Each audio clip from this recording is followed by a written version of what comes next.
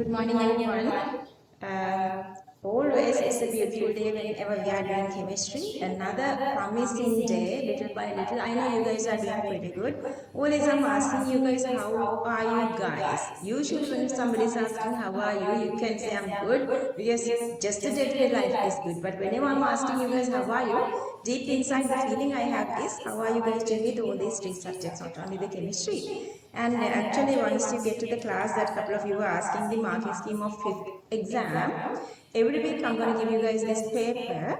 If we come to this certain point that I'm expecting you to be, then we're going to do the paper at the class. Otherwise, you can do the paper at home. Because you guys have 4 hours, it's a like sort of a considerable big timing. So if I feel like you are in the exact position, then I'm going to do the class at paper at the class. Anyway, those papers are not standard papers for the final exam. Final exam papers we will do once you've done the first unit. I'm going to do a proper standard exam. These papers are to convince you more than theory. If you feel like some parts are like you're not understanding anything, then you have to contact me. Otherwise, those questions are sort of like very easily you can grab. And once you have the marking scheme, get going with the marking scheme, you can understand things really nicely. Every week remind me the marking scheme. Sajiv, I don't know whether we have enough time to complete the day's work today. If it is so that all the online kids, and, they are not here yet. Make sure that you're going to get a printed copy and do this while others are doing this paper physically here. So I'm doing those papers to make sure that you guys are understanding this advanced level, this the timing, stress, and how would you manage like all those questions during the given time, and whether the paper is longer or shorter. These questions are easy or harder. Before you start to write the paper, you have to analyze everything. Then only you are starting to write paper. Last paper, how much the time? 1.5 hours. So could you guys be able to manage this timing? Or before that, like it took more time? Possible, exactly 1.5 hours. Oh, that's good, that's good. Before? Yeah, good, good. Like sort of, yeah. That's how it's supposed to be. Like now we are, for 2026 students, now we are doing this past papers now. I'm doing past papers from 2000 up to the modern date. So we are doing this 2006. Last week we did 2015. And now I'm trying to give them the time stress. It simply means the paper have 2 hours. Now they have to write the paper within 1.5 hours. But that's okay because we came from 2000 to 2015. It's not all of a sudden I'm asking paper takes 2 hours, but you guys have to finish within 1.5 hours. We are doing little tricks. We are doing step wisely. We are improving that, and that's how I'm improving you guys. But the very first step, the simplest step now we are doing, you guys must do these papers at home. And then once you check that, WhatsApp me to the group or separately your marks. You can just analyze your marks list like your MCQs, then WhatsApp me. Okay, let's come back to today's lesson. Today we're going to start. Last week we started this talk about this evidence to prove the presence of electrons in different energy levels. So the very first one, the atomic spectrum. Atomic spectrum we did like all the way from this hydrogen spectrum, and then the second one is the flame test. That's again an emission spectrum. So we are holding whatever this compound to the flame, and it is absorbing energy, but it is releasing energy. If that energy falls into visible region, we can see colors. So I'm going to give you guys a list of colors later that you have to memorize. All the colors in group 1, 2 plus copper. We have only those. We don't have any other colors. And then the next one we did was this ionization energy data. To go with that, I have given you guys this exact proper standard first and second ionization energies which can come to our exam. Anyway, so our idea is to go with these different ionization energies. So they can give you guys different values. I have taken these very simplest two data. That's for lithium and beryllium. You guys can see the first ionization energy is way smaller compared to the second one. So that first and second electron is supposed to be accommodating two different energy levels. So that C, the gap is high. And then the second and third gap is less, mean they are supposed to accommodate in one single energy level. Okay, now you guys know how to analyze this very easily. These two are 1s2 and this one is 2s1. So now you guys can see total two different main energy levels. So the next example I was given is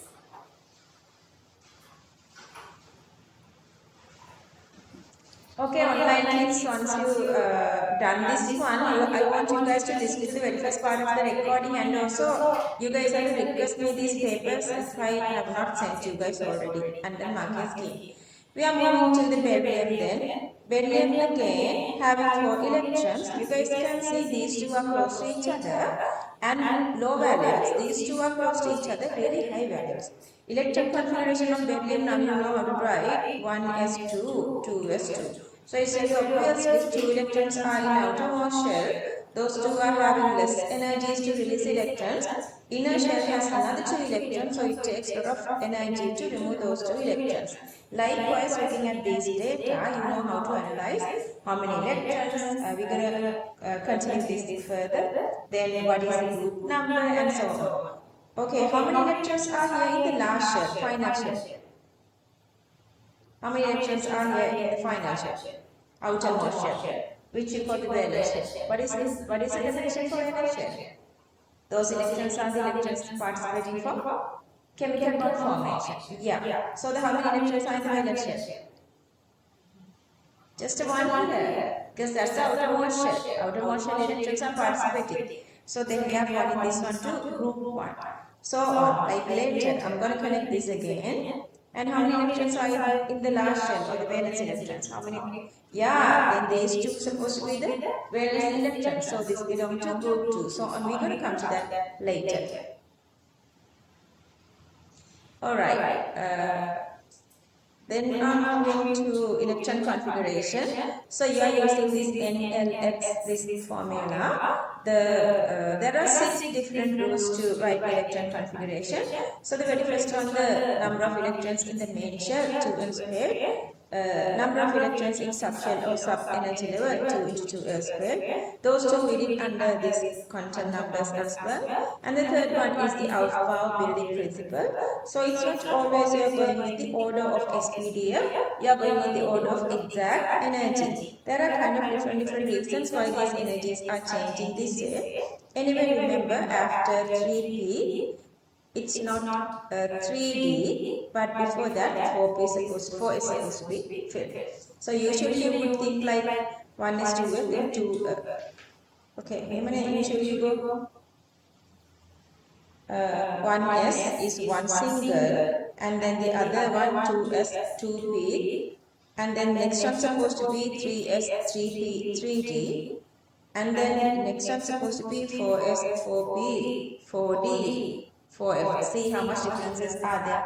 So now it's really convincing that's not the way, because of they are like when the electrons are filling, and you guys know when you are getting away, when you are getting more away from the nucleus, energy levels are closer to each other. See, the energy levels are getting closer to each other.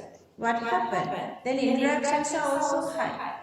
Because of those reasons, energies of different sub-energy levels are varying. That's why it is having this kind of a variation. You have to memorize this one. So writing electron configuration become really easier then. And then the fourth rule, one single orbital is supposed to have only 2 electrons, and the parallel spinning is supposed to be anti-parallel. Parallel spinning is excluding. Pauli's exclusion principle. And then Hund's rule means when you are filling electrons, first you fill singly, parallel spinning, when pairing, anti-parallel spinning. And then this is our last one. We are going to talk about this more today. Here, for sometimes we can talk about this stability of PhD and physics as well. But most of the time we can talk about the D5 and D10 stability. P3 is okay, but we are not very frequently talk about that. Other than normal other configurations, these two configurations are more stable. Okay, so these are homework. Come down. Okay, so just let me know if you guys want me to guide here, like going with this, writing all these different oxidation, different electron configurations separately. Otherwise, you guys can check your answers.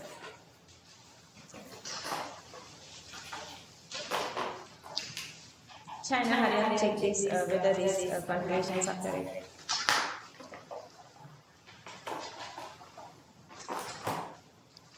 What is the page number? 66.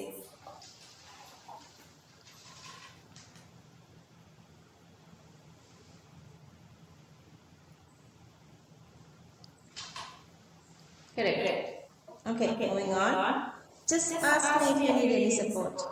Let me know if you need any support here.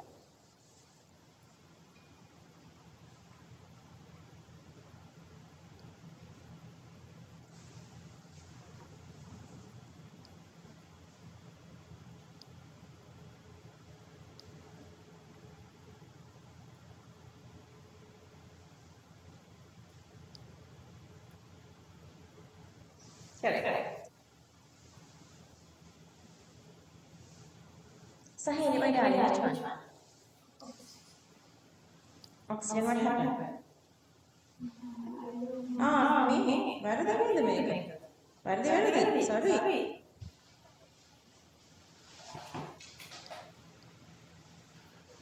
මම මෙතන මේක ඔක්කොම හරතරද මන් දන්නේ. මේක 4. Sorry guys, මේක 5. Don't change it. You should ask questions then.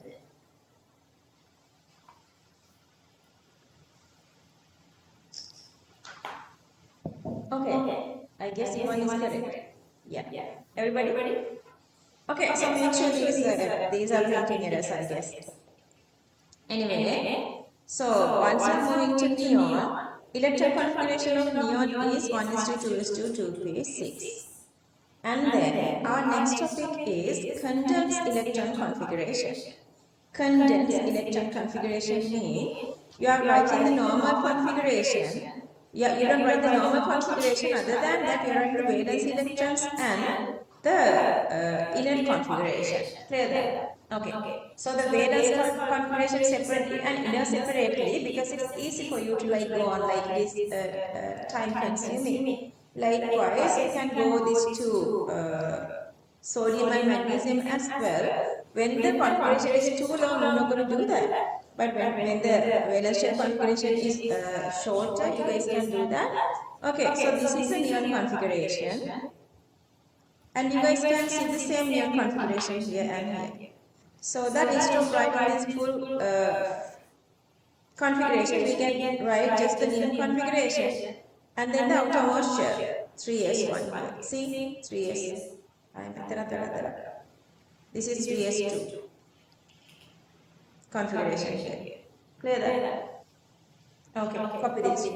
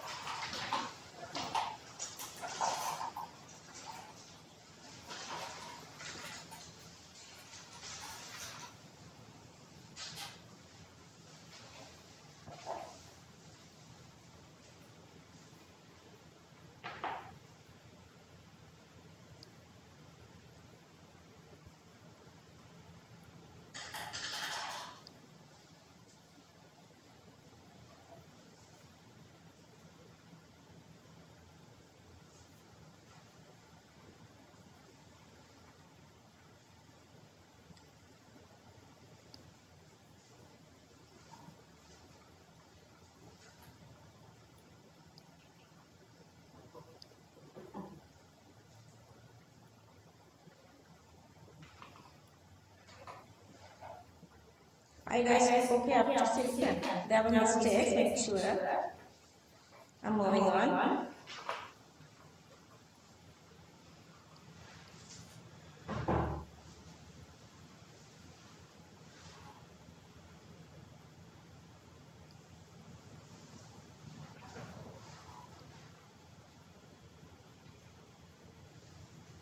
Okay, make sure that you can write the condensed electron configuration for potassium and calcium.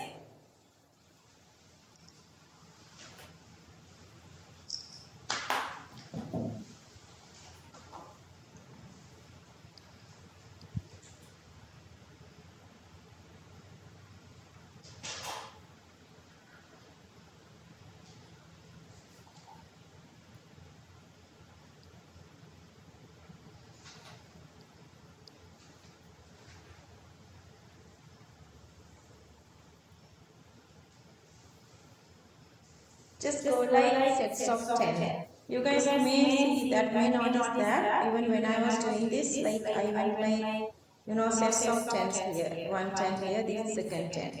First 10 and then the second 10. Then you don't have to count like every time when you are doing this.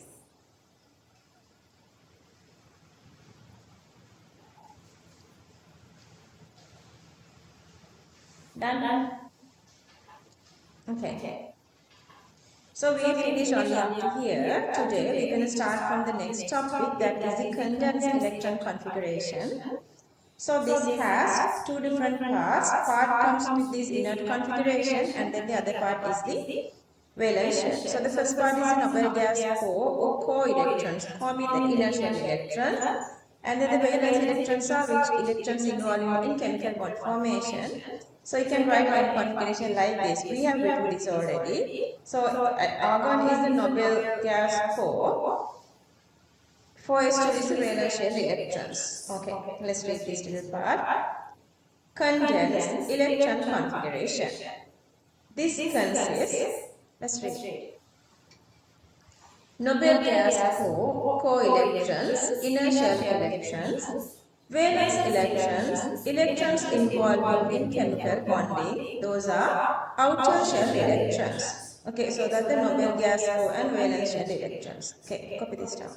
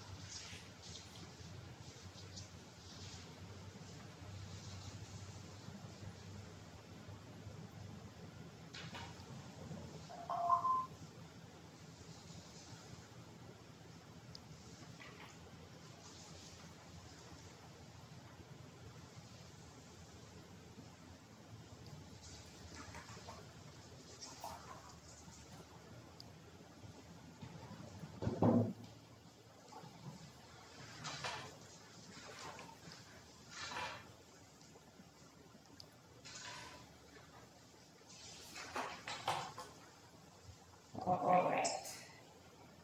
How would you make cations? Cations are making by removal of electrons. Okay, then these electrons are removed from which energy, which orbital? Just think. Outer motion. Why? Because the inertials are more attractive towards nucleus, so the electrons are getting away from the large shell. Okay, then those electrons are called this valence shell electrons. Those electrons are called the valence shell electrons. Okay. Sometimes these cations are reaching inert configurations like this. This is calcium. If you remove, how many electrons can remove by calcium? How many? Max 2 electrons, maximum 2 electrons, so that it is reaching inert configuration. But sometimes they don't reach inert configuration. If they are reaching the inert configuration, they are getting the inert configuration of the one period above. Clear that? Because calcium is in the 4th period, but argon is in the 3rd period. You guys may still not, are you aware what are the periods? Like the very first period, how many electrons are there? 2. Second period? 8. Third one? 8, and so on. You guys know that. Okay, so calcium belongs to the fourth period, but argon belongs to the third period. And 4s2, once you remove 4s2, it is going one above the inner configuration. Okay. Let's read this part. Electron configuration of cations. Cations are positively charged. Where's the volume today? Increase the volume. Up the volume. Okay. Therefore, to form cations, electrons should be removed. Removal of electrons is easy when the nuclear attraction is low. Therefore, removes charge from electrons in outermost CMB level. Spaces clearly. Medical field karagana. Let's give it a try. How would you complete these configurations? Okay, fill this. And then write electron configuration only for potassium. Okay, only for potassium. These two.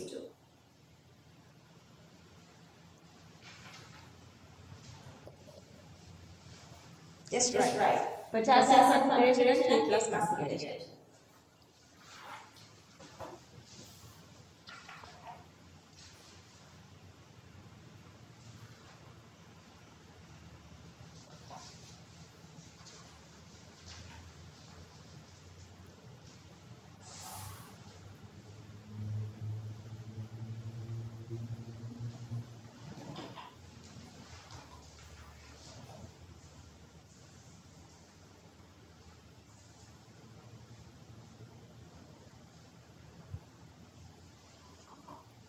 Use the pencil if you're uncomfortable, don't make your note messier.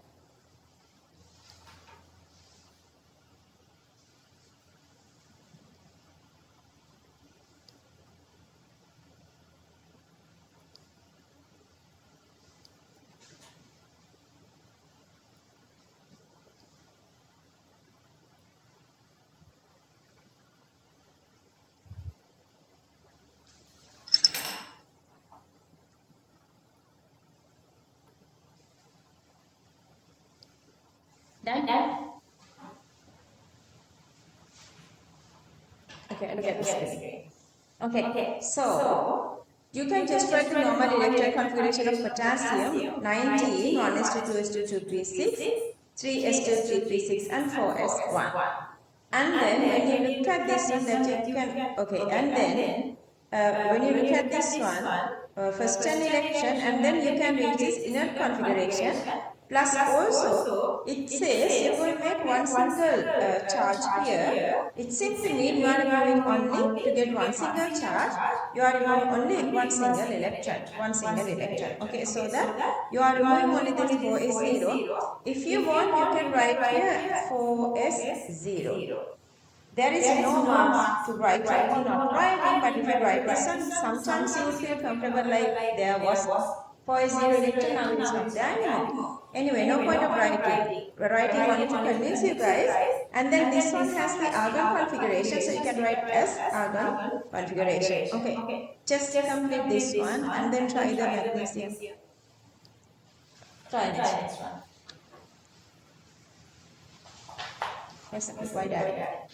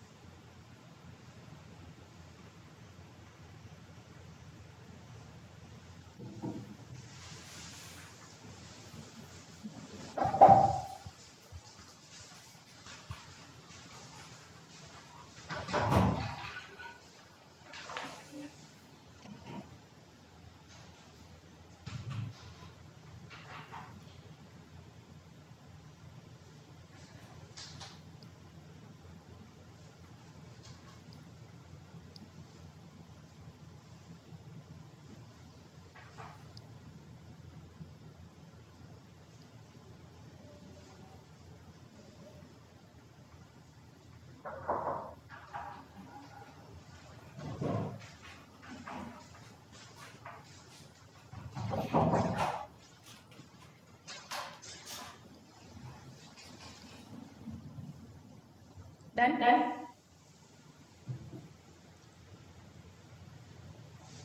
Okay, could you get here? 12, 1 is to 2 is to 2p6, and then the next two comes from 3d2. Even looking at this one, you guys can see to get the inner configuration, you have to keep only this. Then these two are the removing electrons.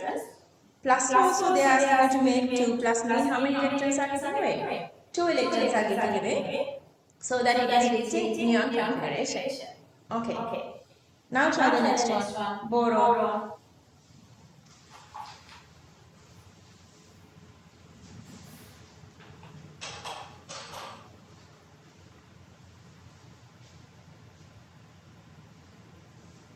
Okay, now try boron.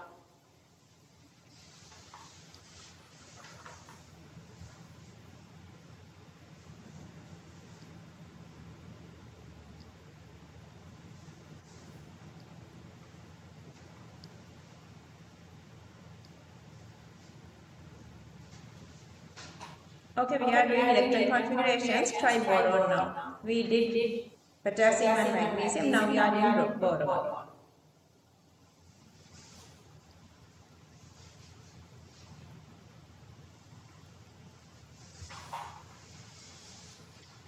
Got it? Yeah. Boron has 5 electrons, but they want to make boron 2 plus. Sorry, 3 plus. When you are making 3 plus, you have to remove 3 electrons, so you can keep these 2. So all these 3 electrons are getting away. Outermost shell 2p1 getting away, but still we need 3 plus, we need to remove another 2 electrons, so 2s2 getting away. So you are remaining only with 1s2, that is the helium configuration. Alright, use the pencil to do the copper. Use the pencil. Now do the copper.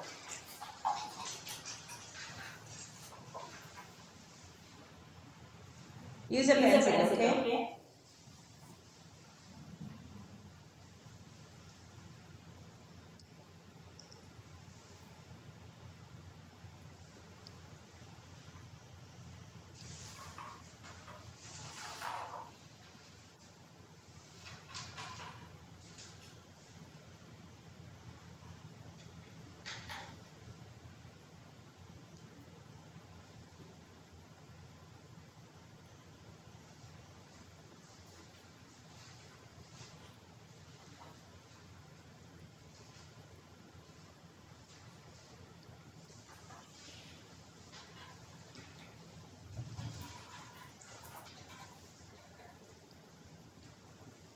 Okay.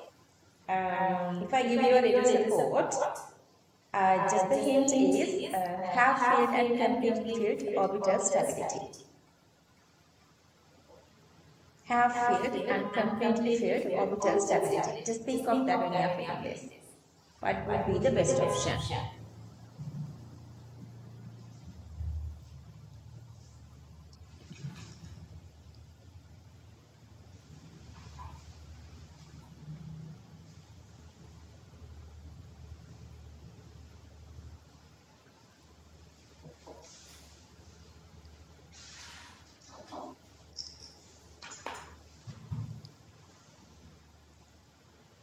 Okay. Any of you could get here?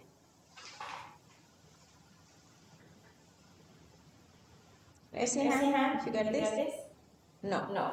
Yeah, I know you can do this because this is something very new. Okay, I'll get back to this rule here.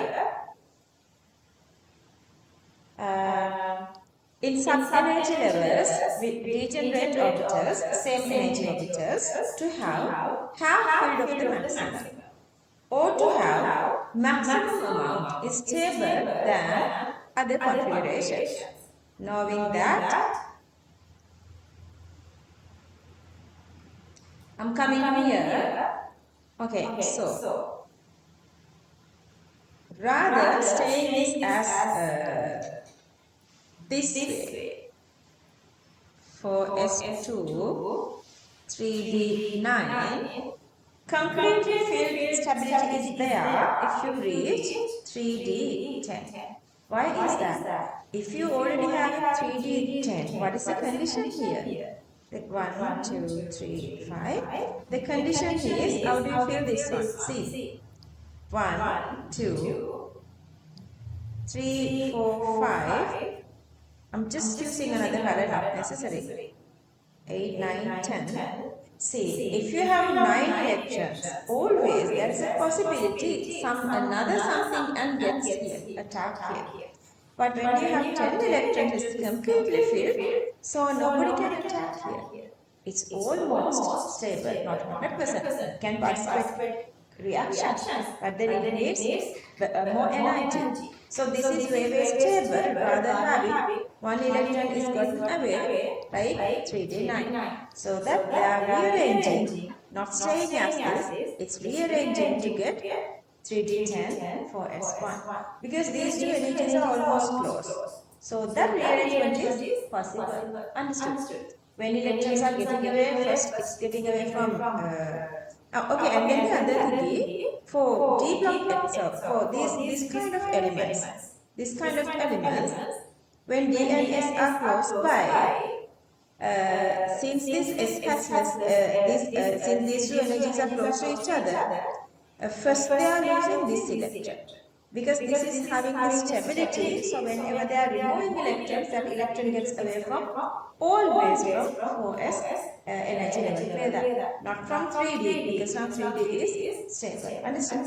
So that the very first electron for per one single electron is getting away, that electron is this one. Just to make sure there were 4s1, now it's empty, I have written this one. But it's not necessary again. Whether you have written this one for the exam or not, you are not getting any marks or losing marks. Understood? Alright, let's complete this one.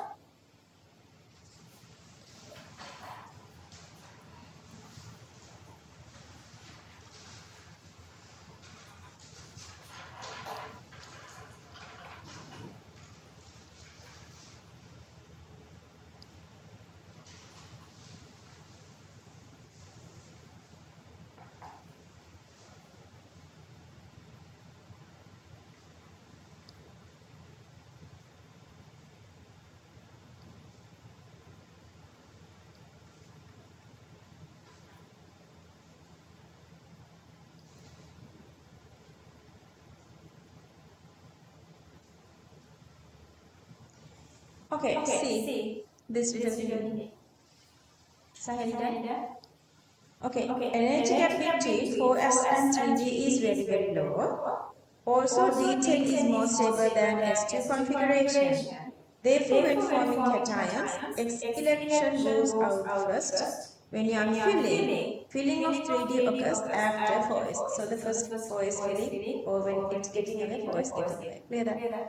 Okay, complete that. I guess now you can do chromium. Once you've done that, do the chromium. Next one. Give it a try.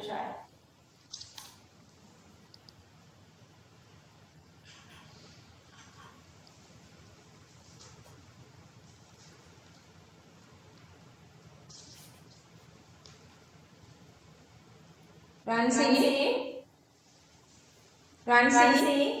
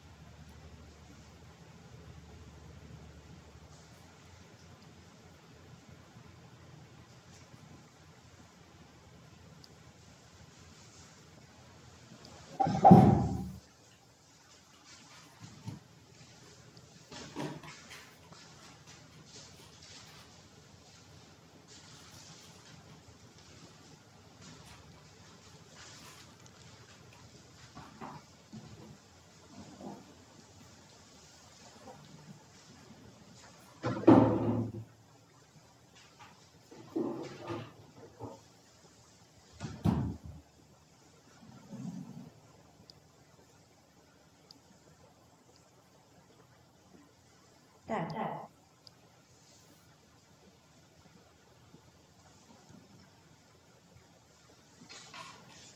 Finish? Shall I show you guys?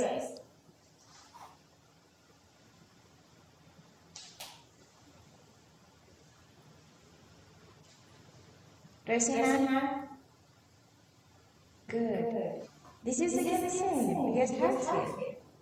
Understood? Okay, you can write like this. Just concentrate. See, usually you can write like this way. But then again, you know, 3D, D5 is stable. Any D5 is stable. So you are rearranging to go from this to S1, D5. But then again, they want you to remove 6 electrons here. Then you are removing 1 electron here. Another 5 coming from the outermost shell. Then all these are getting away. So that you are reaching this configuration. And whose configuration is this one? That's argon. That's why I said sometimes for cations, not for anions. Sometimes for cations they reach inner configurations, but sometimes they don't. Because you don't see any of this kind of a inner configuration. There is no such configuration for inner elements. So that this is reaching the getting the inner configuration of argon. Copy this. Ransi.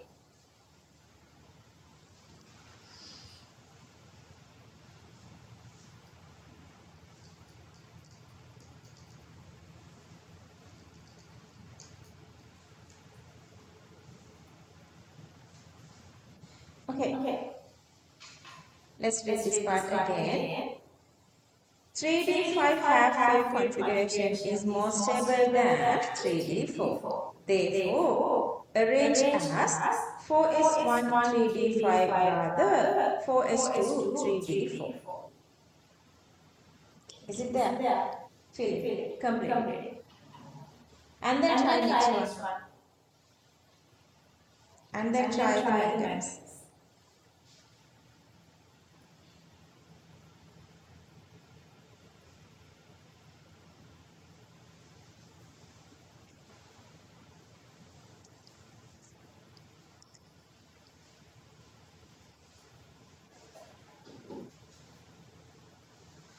Try mechanism.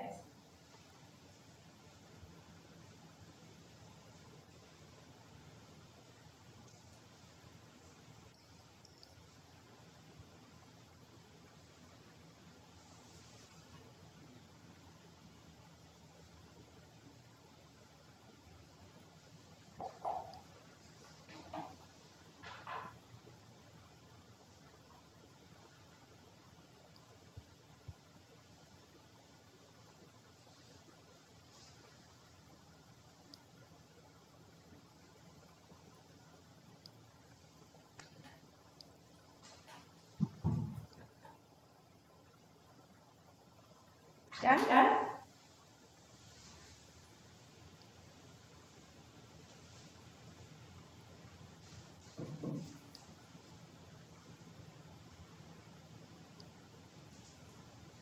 Finish? Okay, there is nothing like just a normal one. When 25, anyway, 4s2 and 3d5 anyway stable. And when you are removing electrons, now you guys know S electron gets away first. Since they need 2 electrons to get away, this is become 4s2. Either you can write 4s2 or not write 4s2. Correct. Let's read this part. By forming cations, some of the elements can achieve inner gas configuration, but some of elements cannot achieve such. When it is possible to get inner gas configuration by forming cations, it is equal to the configuration of inner gas in previous period of the periodic table. Let's see, where are these periodic tables? Yeah, it's here. See? Okay, now not the which configuration. Okay. So the potassium has reached argon's configuration. If we go with potassium, that was reaching 1 above argon configuration. And then magnesium magnesium was reaching which configuration? One above neon configuration. And for boron is here. It is reaching one above helium configuration. Copper couldn't reach any configuration, but if it is chromium 6 plus, again this is chromium. Again it is reaching, going one up, see, argon configuration, play that. If it is reaching, they are reaching one above configuration. Now we are moving to anions. If it is an anion, what is happening? So they are gaining electrons. So they gain electron to where? Always to which shell? Yeah, only the last shell, outermost shell. Why is that? Huh?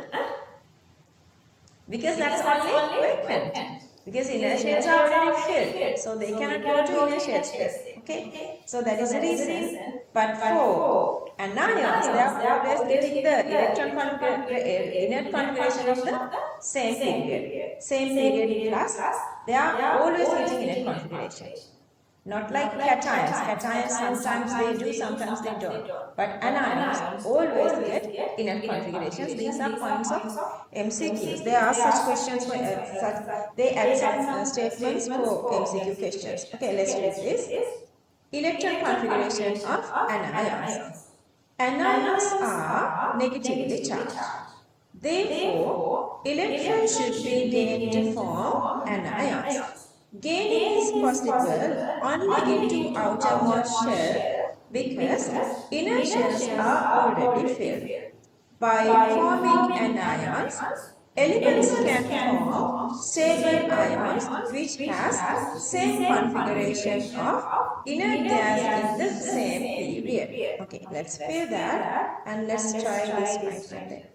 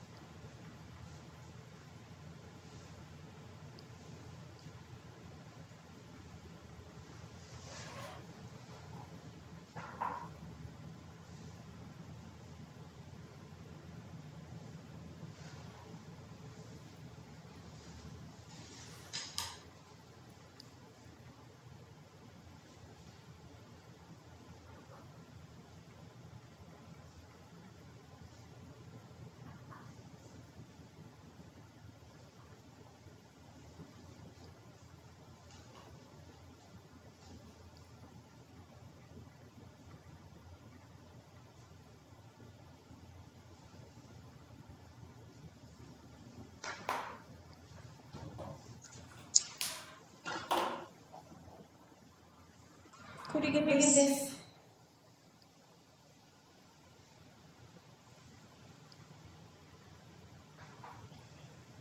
Okay, because this is an anion which has already gained 3 electrons. Then you add 3 electrons and you guys know maximum for p orbital you can add only 6 electrons. Already this is having 3 electrons. Let's say these 3 electrons are red color. So these 3 electrons are this. But somehow from somewhere else, let's say from any cation which they were releasing electrons, let's say these 3 electrons are blue electrons, so they are gaining another 3 more electrons. Since they were taken 3 electrons in, get minus 3 charge, plus they are reaching neon configuration. Are you guys okay here? Okay, let's try the next one.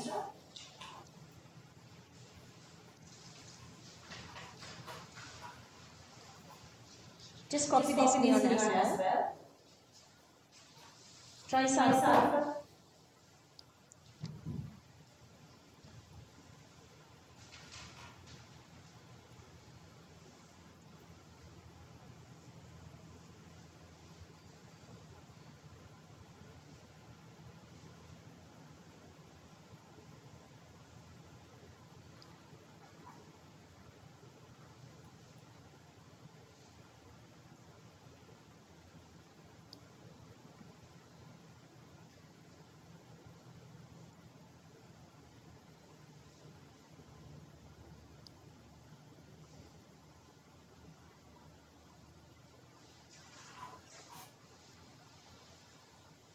Finish.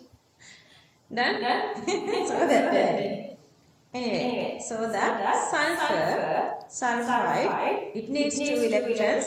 Maximum p orbital can get another 2 electrons.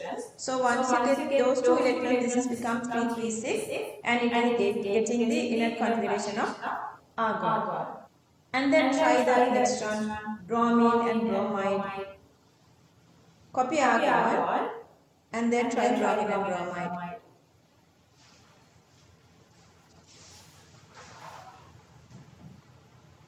Why not? Any question? Ask me. Yes, yeah, if you feel like uncomfortable with me.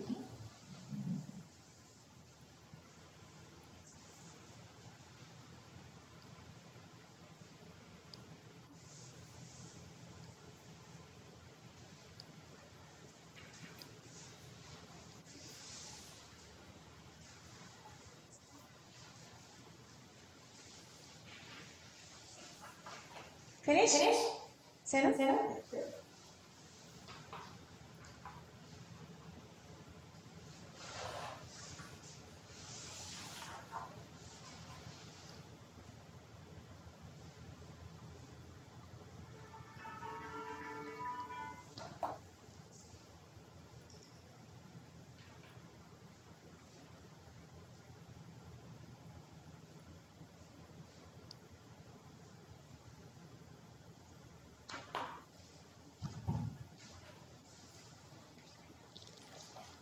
We'll be starting Unit 2 soon.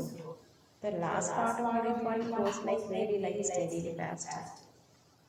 Finish, Sanjay? Let me read it for you. 1 is to 2 is to 2 3 6. 3 is to 3 3 6 4 is 2. 20 completed. 3D 10. 30 completed, and then next one is 4P5. Then Br minus mean it needs how many more electrons? One single electrons. Then what happened? This is going to be 4P6. So that configuration is this. So the last shell was 4P5, now it's 4P6. And it is reaching krypton's configuration. Understood? Okay, if you go and check those two again, we have nitrogen. We had nitrogen. So it is getting this neon configuration. And then we had sulfur. It is reaching argon configuration. And then we had bromine. Bromine here, see it is getting krypton configuration. Clear? Okay. We are reaching very closer to understand this.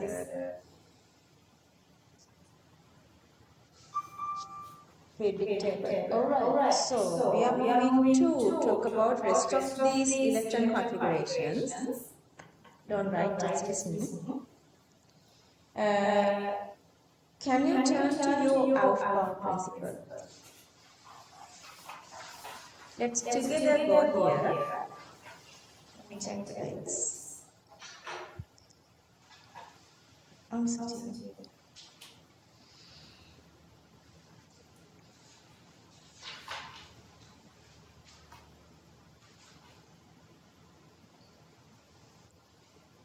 Sachi, why you are making 3s0?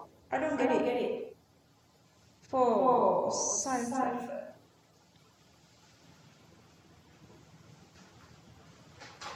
Baba, here you are gaining electrons, not losing electrons. Understood?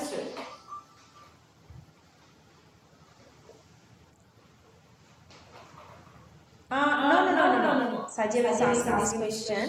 Hang in, it's a good question for everyone. He was asking, rather writing like this, can't you write this 3s0, 3p6?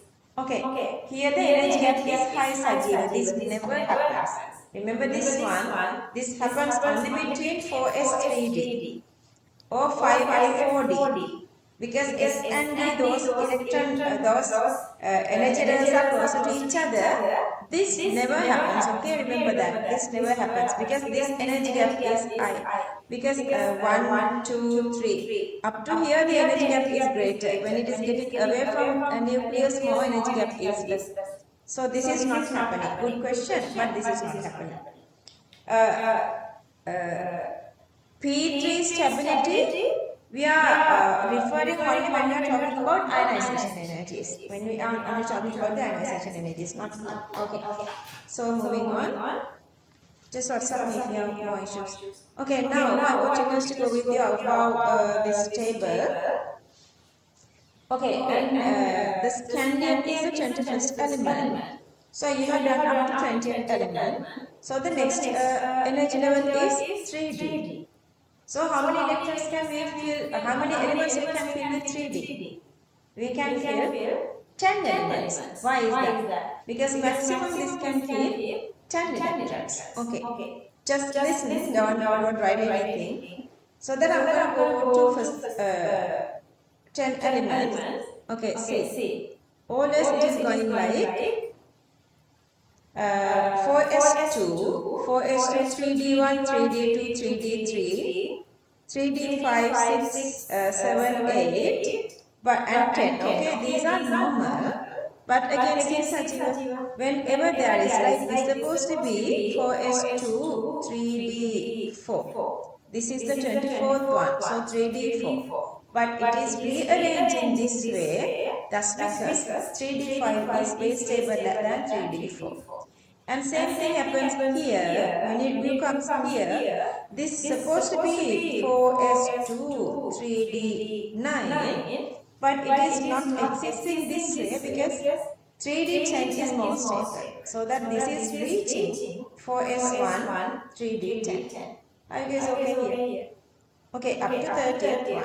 And then rest of everything like nothing wrong. Like then again 4p1, 4p2, 3, 4, 5, 6. Remember here again 4p3. 4p3 is half stability but nothing changing there. Even nothing changed. Okay, so that up to here Krypton. This is Krypton in that configuration. And then the next element, this 4p 37th one, 4p6, 5s1, 5s2, up to that it's okay. Then again we are filling the electrons. Okay, then my goodness, how many are there? Yes. There are 54. You guys have to memorize. You know the worst part is? Worst part is some configurations you have to memorize, not you cannot get like logically. So far you can get logically. Let's see. Okay, then up to here, make it an worst part. So this is the worst part. Next 3D set. Sajiv, only the 3Ds are, D orbitals are having this issue. When you are moving to the next set, okay, this is 40, sorry, 39 D1, 40 D2, up to here it's okay. But then this one, see, explanation is beyond your scope. Part is coming with this DD in repellent and then this shielding effect. We still didn't do the shielding effect. We will do the shielding effect maybe today or next week. The reasons are not for you guys, but it is happening. This one you guys know here, 5s2, 4d4. This is unstable, so that they are going to this configuration 5s1, 4d5. That's again half full stability. We know how to explain that, but then this you cannot explain. Make a banana, how would you explain? There is no such stability, but one electron is getting here. So it is not like you are making 2 and 6 here. See, this is again some sort of a weird, but no point we have to memorize. And this time here again, S2D8 become S0D10. Okay, explanations are beyond our reach, but this one you guys can explain. This one. What happened here is silver S2D9 become S1, D10. Okay. So that rest of everything is you are going with the normal path. Rest of everything you are going with the normal path up to 54. I told you guys when you are writing up to 54th one, you would be really comfortable to write any of these electron configurations. But actually so far they were not asking questions. So they were adding this part for your new syllabus. Still they expect you to memorize this one. So far they haven't asked. So that we have to memorize. Since they were asking, so that we have to memorize. You can highlight these the way I have highlighted. What I want you guys to do is only copy these configurations. 41, 45, 44, 46. It is there on your note.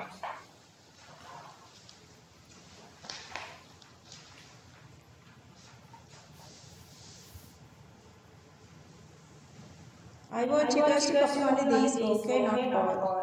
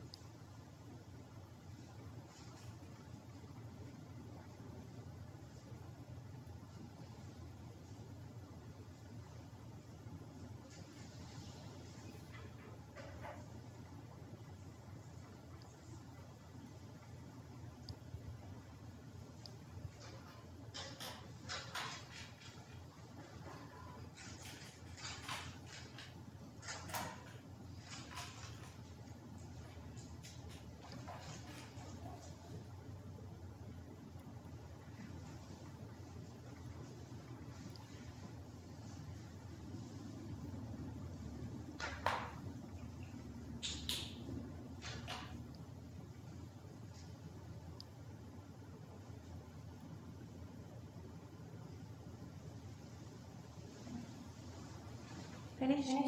Oh, wait.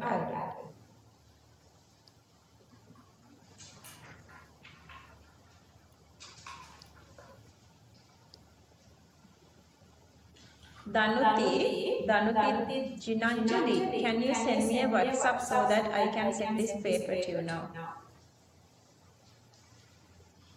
Sajiv, I have posted it to the group if they are writing the paper here today, so you can get a photocopy and do that. Okay, I will send here. Okay, so rest of everything is completed.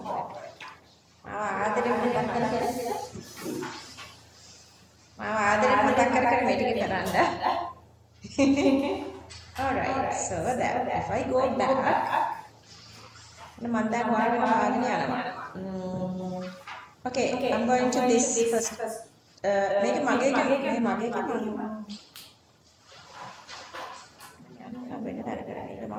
mistake. Maybe it's here. Electron configuration sticker.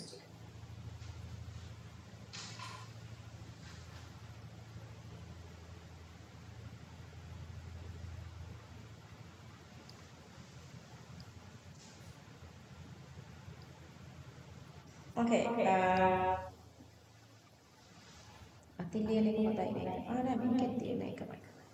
Anyway, you guys have the correct electron configurations. I'm gonna go back here. What I want to do is, I want you guys to go through these electron configurations and select the same, which is having the same common electron configuration. Okay, tell me the last shell configuration. Same elements here.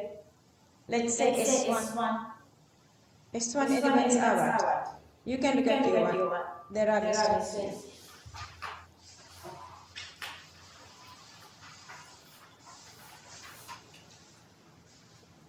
Okay, done. There are principles and its name.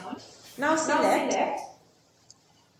Okay, this is S1. And then next one, lithium. And then next one, again S1. Yeah, that's sodium. And then next S1.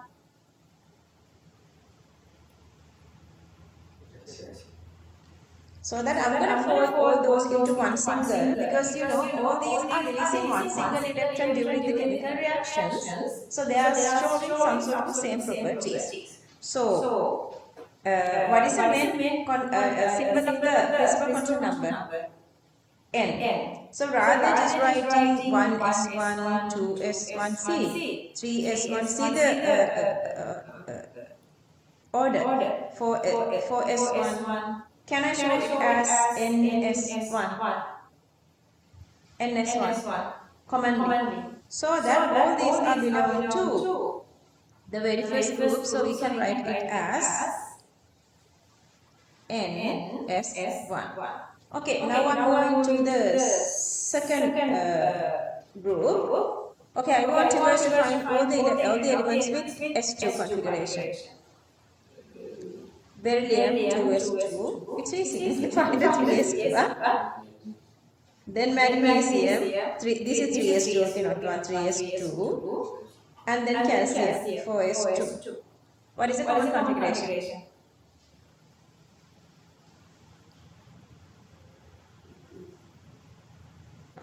The last shell configuration is NS1 when one electron is there. What is the common configuration? So these are 1s2, 2s2, 3s2, 4s2. What's the common configuration? Common configuration. NS2. Okay, I'm just going to write that as NS2. Okay, just I'm leaving. Then I'm moving to, let's say,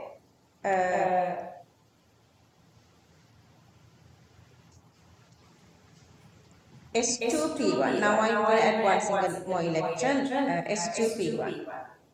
S2P1, this one. Again, next one.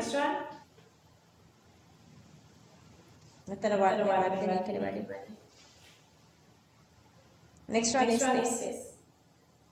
This one is 2s2, 2p1. And then the aluminium is 3s2, 3p1. And then the next one, 2s2, 2p2. So 2s2, 2p2. And then silicon is 3s2, 3p2. Understood? Okay, what is the common configuration for this one? Blue one. N, S2, N, P1. Clear? And then for this one, what is the common configuration? N, S2, N, P2. Okay, now you get that. So on analyzing one by one, you can find all these common electron configurations. Those are going like this. So with that, we're going to fold these onto different groups. Group 1, 2, let's say 3, 4, 5, 6, 7 and 8. Understood? But you want me to get that font?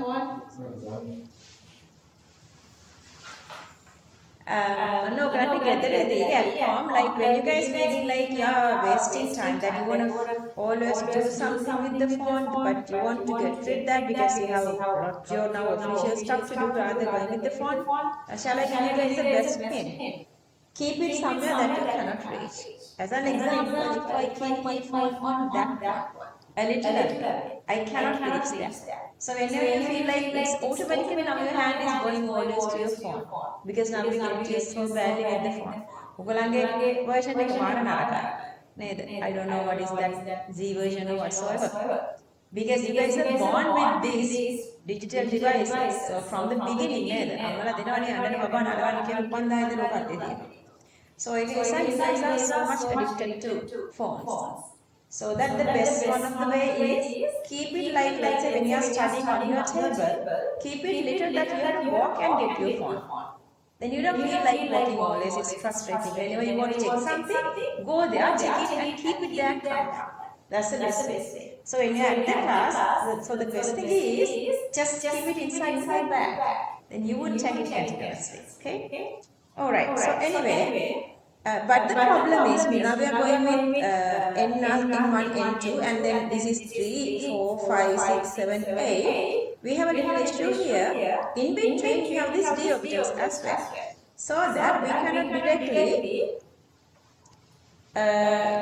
number these as 1, 2 and then 3, 4, 5, 6, 7, 8. Then these are not getting like the justification.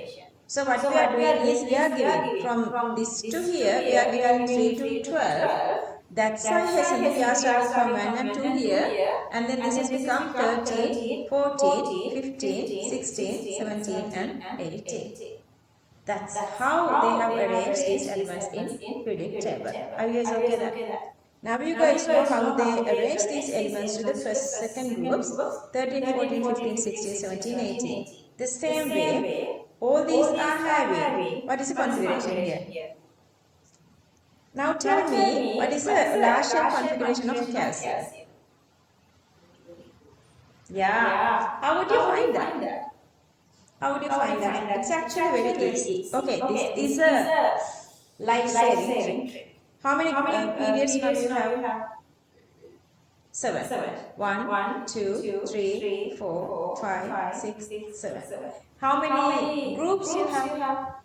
18. This is the last one, 18. So you have 18 groups. Then whenever you are finding the last electron configuration, that exactly equals your group number. Understood? Then 1 to 7 are your principal quantum number. Understood? So that is your n value. This is your n value. Remember, this is your n value. So that, how would you say this is 4s2? Because this is 4, 2 mean 2 electrons. So this has become 4s2. Clear that? Since you have done these electron configurations, we can do this now. So this is 4s2. Okay, all of a sudden I am asking, what is the electron configuration of phosphorus? What is the electron configuration of group 15 elements common? Last year supposed to have 5 electrons. Then they are going as S2 P3. Clear that? That's what it's leaving. Just drink some water, just go out and come. It's okay. Just go out and wash your face and get here. Concentrate on the focus. Now you guys will get chips like at night time and like inspired at daytime. Okay, are you guys following me? So that since this is coming from third period, you have to write 3f2, 3p3. That's a common configuration. Okay, if you go another one, I'm going back to another easy one. What is the common electron configuration of magnesium? NS2, because group 2. N equals to what? 3. What's the real valence shell configuration? 3s2. Okay, then I'm moving to sulfur here. Sulfur. What is the group 16 configuration? Last year supposed to have 6 electrons. Then how do they arrange? S2, how many P? 4. S2P4. But sulfur comes from which period? Then 3s2, 3p4. It's that easy. It's that easy. We're going to do this again and again. You're going to be comfortable because we completed this electron configuration today. You are getting little uneasiness here. Okay, then let's say I'm moving to same tellurium. Tellurium. What's the electron configuration of tellurium? Now you guys can say directly.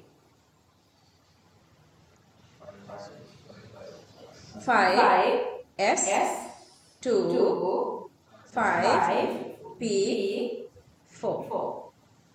Okay. Polonium. This is polonium.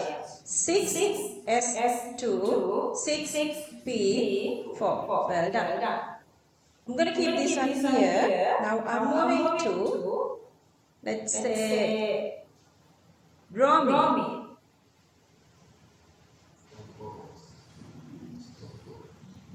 4s2 4p 17 7 minus 2 5. Are you guys okay there? Okay, if I go down here, same group, same bromine group.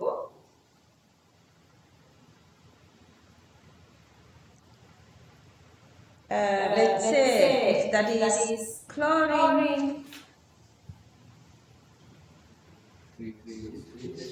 3s2 3 cups. 3s2 3p5. See, now you are getting that. Okay, now I want the electron configuration of barium.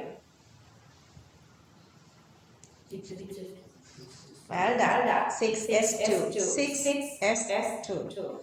Now I want the electron configuration of francium. Wow, 7s1. Now you guys are getting that. Okay. Now I want the electron configuration of antimony. 5s2 5p 5 minus 2 is 3. Okay, then bismuth. 6s2 6p3. Okay, now you guys are okay there. Again, I need the electron configuration of potassium. This is potassium. Okay, now this is 4s1. Okay, then I need the electron configuration of calcium. 4s2. Remember, this is 4s2. These are magical. Like once you go home, if you guys feel like you have forgotten this one, the best thing is not to look at the note. You're going to go with the recordings. Always when you guys feeling like you don't have that exact knowledge that you had earlier. Because when we were doing height and spectrum, we had this perfect knowledge. And when we were doing quantum numbers, we had perfect knowledge. But let's say after a particular time, Kammali Lamai not studying enough, let's say you have forgotten Kela. If you were feeling lazy, you wouldn't study enough, then you have forgotten things. Then you cannot get that knowledge from the theory note. You had to listen those whatever I told you guys, okay? So the same way, this one is like we cannot write here. I'm not writing this on the note. Now I'm going to scandium. So this is scandium. This is scandium. Group 3. How many electrons are there altogether? 8. All together. Throughout the whole energy networks. How many electrons? Seriously? Total. 21. How would you know? Atomic number 21. Neutral time, atomic number equals electrons. You guys know that. But I'm not going to go through that 1 is to 2 is to 2p6, 3 is to 3p6 so on. I want to find the larger, the valence energy configuration. Okay. So you guys know the 20th element is what? 4s2. Then this is 20th element. 21st element supposed to be what? 4s2, 8. Nah.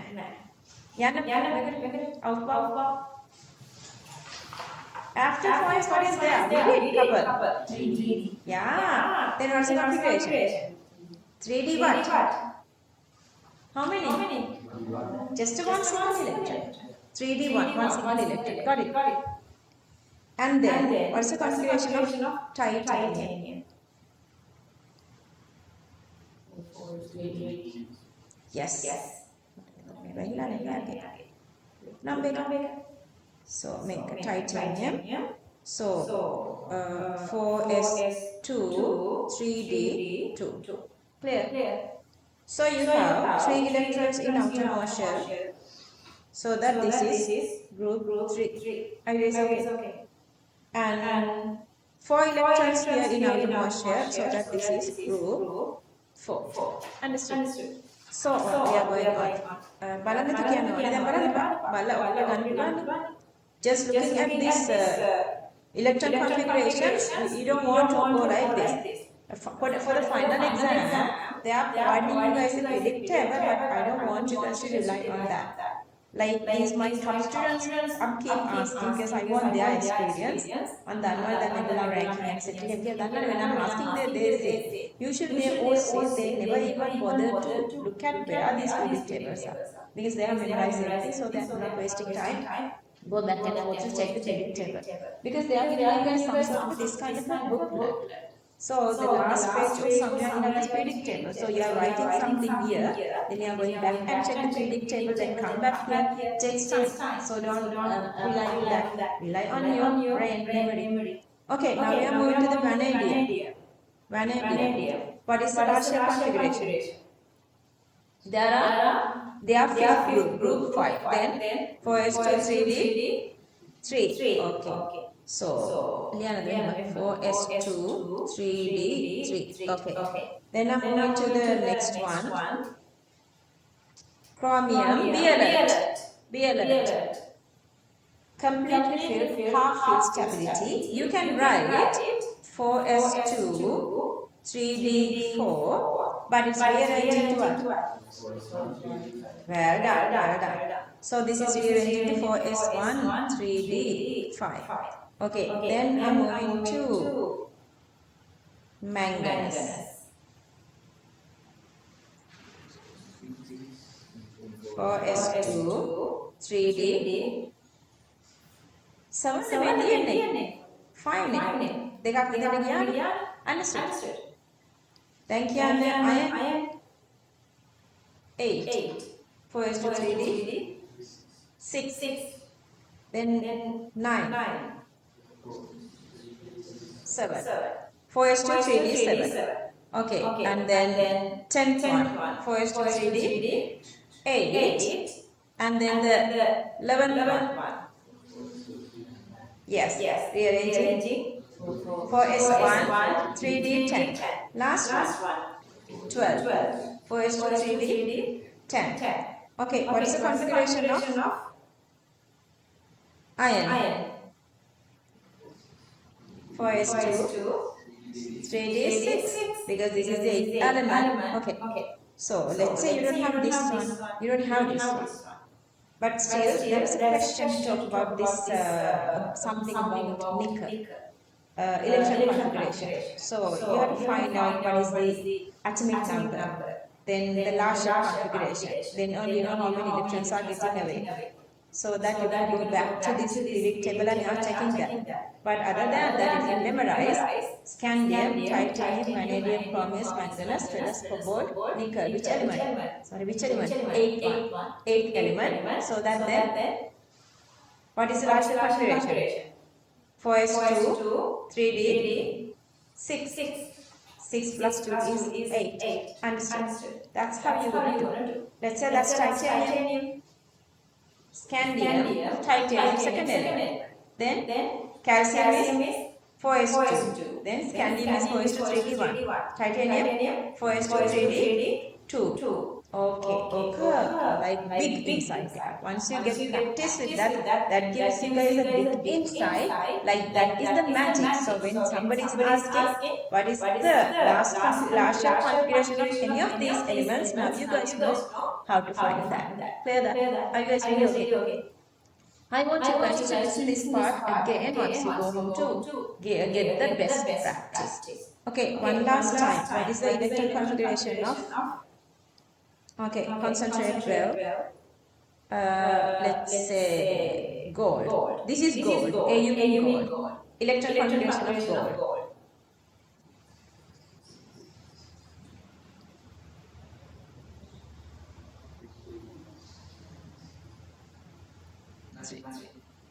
Okay. Well done. 6s1 3d10. Likewise, you can get any of these electron configuration of all these. Clear that? F block they never give. Understood? You guys okay here? Okay, now you guys are okay. Sometimes if you forget, just go through this recording again.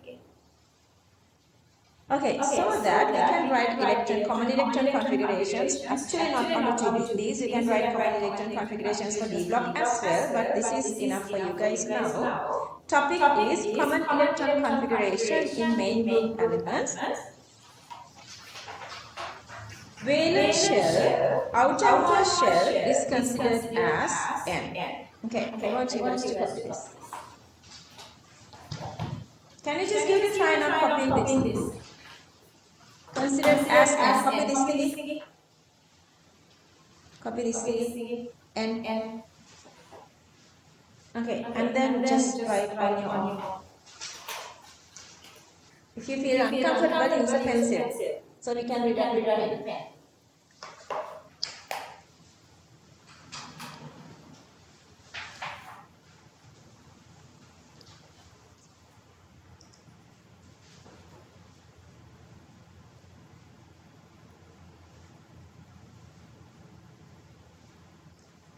Vanati darling, did you get this paper 5 and paper 5 marking scheme? Paper 6 I'm sitting right now. Done.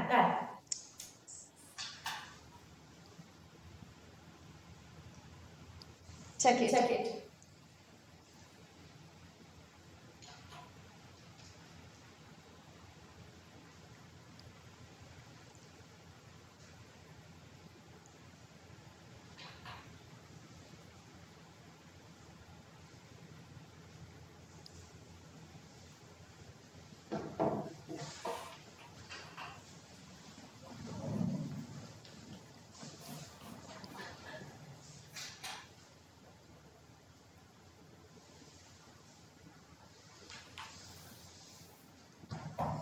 Okay, once they found out all this information, they arranged these elements inside a table.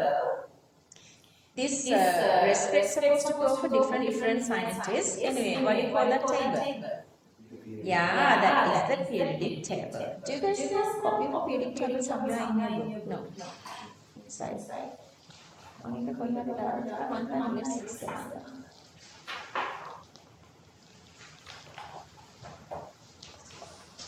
Outside.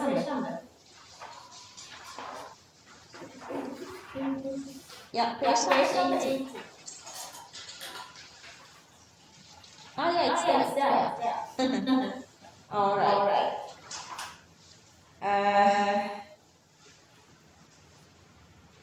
So that, the next topic is the periodic table. It is there, you guys can go through the periodic table, you have to memorize.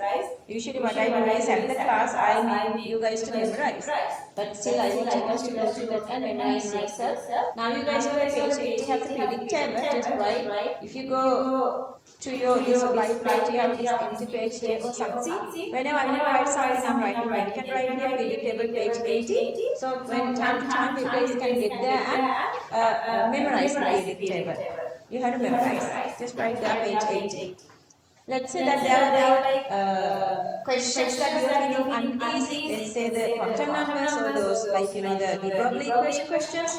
Just write those page numbers on the top page. Then you know the harder pages. Then you are going through harder pages continuously. Anyway, so 2 people, 2 places. They didn't have. You guys, can you guys imagine before you guys had this? Let's say the mobile phones. We don't have the experience without having the land phones. When we were born, we had land phones, but mobile phones developed after that. I was using this cell telephone. They had this cell telephone. Have you guys, maybe your parents know that? That was like huge, like maybe this size, but not this thinner. This had something cell telephone. But at that time, there was a big issue when you're having a cell telephone. It was that big. Like, this kind of, and this had a little antenna kind of a thingy. That was big, like you can when you're putting it in your purse, like nothing else you can put like that. Wise. So even that is our era. That now your era, you can even imagine a day without a phone, these digital devices. But think that even long time ago that they were developed these normal land phones. 2 different people in 2 different countries doing 2 different sets of experiments. They were built up same sort of a table. So that's how we get this periodic table. So we have to respect all those very early scientists so much, so badly actually, because now even we can think of that. Like sometimes whatever we have discovered, when we are learning that, we feel it's difficult. But they themselves don't know those stuff. So one person is Dimitri Mendeleev, and then the other person is Lothar Meyer. He is not that famous, but he has to get the same respect. These 2 people are from Russia and Germany. Simultaneously, nearly identical classification schemes using the atomic mass. Using atomic mass, not using atomic number, they were using the same scheme. But later, they found out going with the atomic mass is critical with this, the isotopes. Then they went through back with this atomic number of protons. Then they made this modern periodic table. So analyzing all those different elements in the periodic table, we can all the NS1 to here, all the NS2 here. See NS2 NP1 here, NS2 NP2 here. So you can build up this beautiful periodic table. Likewise, when you analyze all these atomic numbers, what is deciding the element? What is the criterion or the factor decides the element? Atomic number, definitely atomic number. If you know the atomic number, definitely you know what is the exact question of the periodic table. Now the modern periodic table is there, but you guys can be scientists here because part of this periodic table are still missing. See, this is always incomplete. This is incomplete. This part is totally incomplete. So you guys can. Why not? Chemistry is really interesting. Something. Chemistry is beautiful. Fun life, but the only thing is like you have to get used to this research side, that you have to have this new feeling of that's sort of like a hobby kind of thing, that you are studying in a laboratory always kind of feeling. So if you have that kind of feeling, chemistry is really beautiful, research oriented. Huh? Money is flowing. Yeah. Money means you have to spend money or you gain money. You spend money. No doubt. When you reach a certain level, when you are there, you are so much demanding. Then people are coming to you. I'm spending this much money for you. Could you come to my group? So doing research, let's say that they are developing some sort of a drug. Drug is the big, like, the highest quality comes to drug. Then if you develop a new drug, those companies are hiring you regardless how much salary demanding. I have a couple of my friends. I was the batch top. I had the first class, gold medal, and batch up everything. But my life is different because I was little relying on my husband's earnings, so I didn't do, like, the finding the money for those. But I have a couple of my friends. They are in other countries, professors. Their income is like unlimited. Because whatever they are request, those companies are providing, because they are making these good products, which is applying for patents. The patents, like, this, like, for these discoveries that nobody can get that. Then, so it's a big industry, huge industry. You are spending money only to, if you are going through this right path. If you fall into the river, you are going to the sea. Likewise, if you get through with this little exam, advanced level exam, once you go to the university. University life is again free. You guys know the free education we have. Only for food accommodation we are spending money. Like, let's say for these university students, if this government says, okay, we are not spending money for everything, you guys have to spend.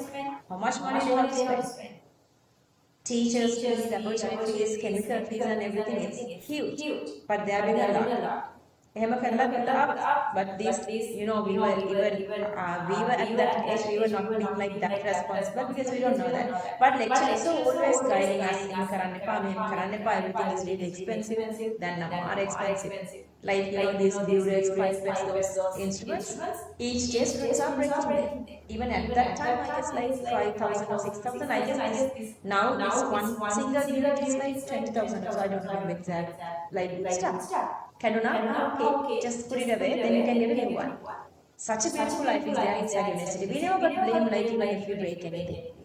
They never blame us because, like, that's how, like, Sri Lanka this thingy. But once you finish that thingy, if you get through with good GPA, rest of life is a golden path. So they are inviting you to come to their universities, offering everything. Like food, accommodation, bench space, and that money is even enough for you guys to get kind of a good house to rent, and then good car. You guys know those cars are not expensive like Sri Lanka. And after that, whole life is like, that life is normal life, not very high flying. But once you start your career, then you're having really high flying life. That පිටරට වලට සුදු කට්ටිය කැමති නැහැ එච්චර education වලට.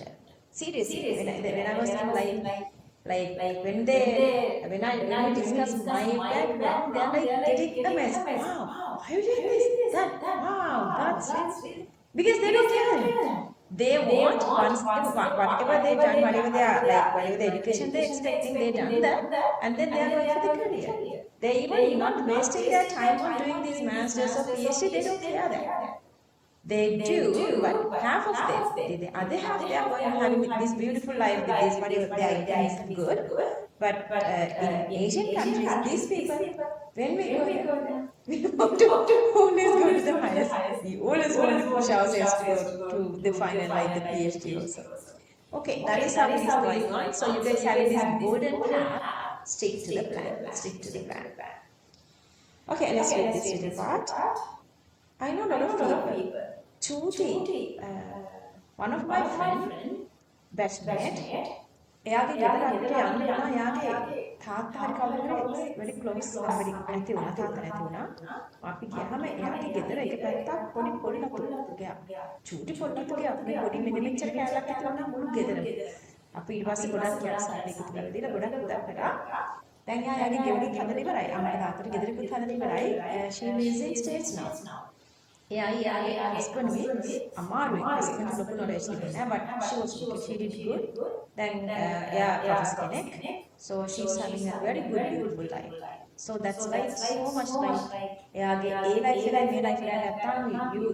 even if you know that, otherwise you can even imagine, you can even think of that she had such a the hardship. That's how the life is going on. So keep it up. Okay, credit table. Dmitry Mendeleev in Russia and Lothar in Germany published nearly identical classification schemes based on atomic mass of elements. However, with the introduction of the concept of atomic number, the new... Yeah, I want you guys to read this out loud. Dmitry Mendeleev. Again, Dmitry Mendeleev. Again, Dmitry Mendeleev. And the other person, Lothar Meyer. Lothar Meyer. Lothar Meyer. Okay, let's read this again. Dmitry Mendeleev in Russia and Lothar Meyer in Germany published nearly identical classification schemes based on atomic mass of elements. However, with the introduction of the concept of atomic number, the modern periodic table was constructed. Okay, complete that. Feel that?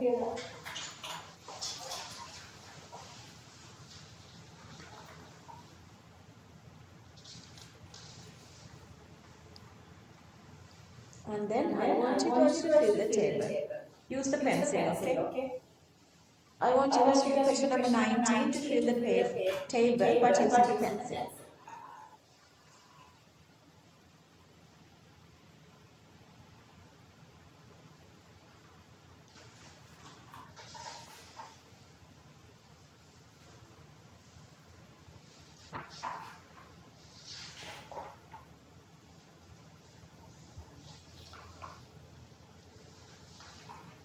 I guess 2 more weeks or so.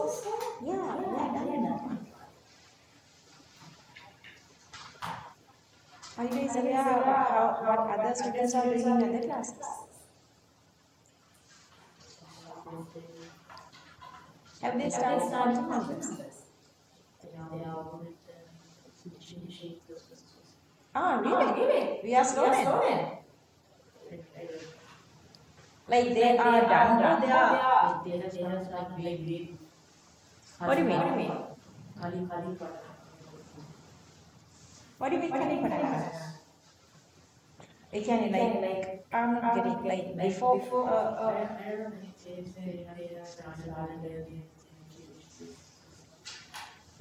maybe that's like they were going to the senior classes. Yeah, some do that. Then they can do unit 1. Then they have to do something else. Then unit 5, 6 also, I guess. So there are that kind of students in your class. How many? I have friends who still doing in the class. Hassan, just talk to your friends and let me know the exact situation.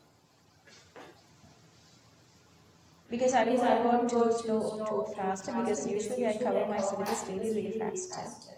But this time I decided that I'm not going to go too fast and I'm doing more questions at the class.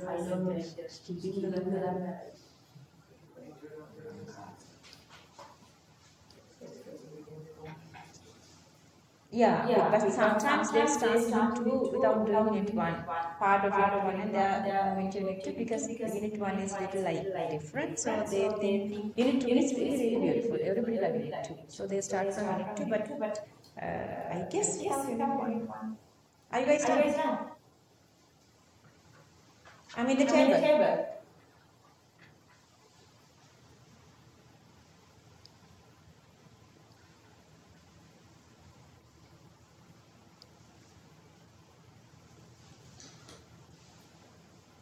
Okay. Yeah. Copy with the pen. Use the pen.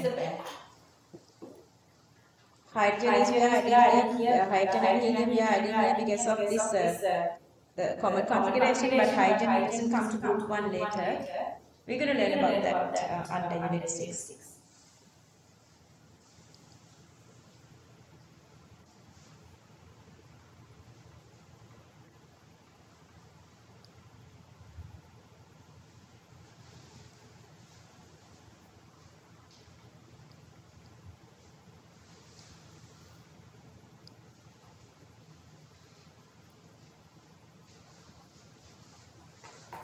Alright, going on.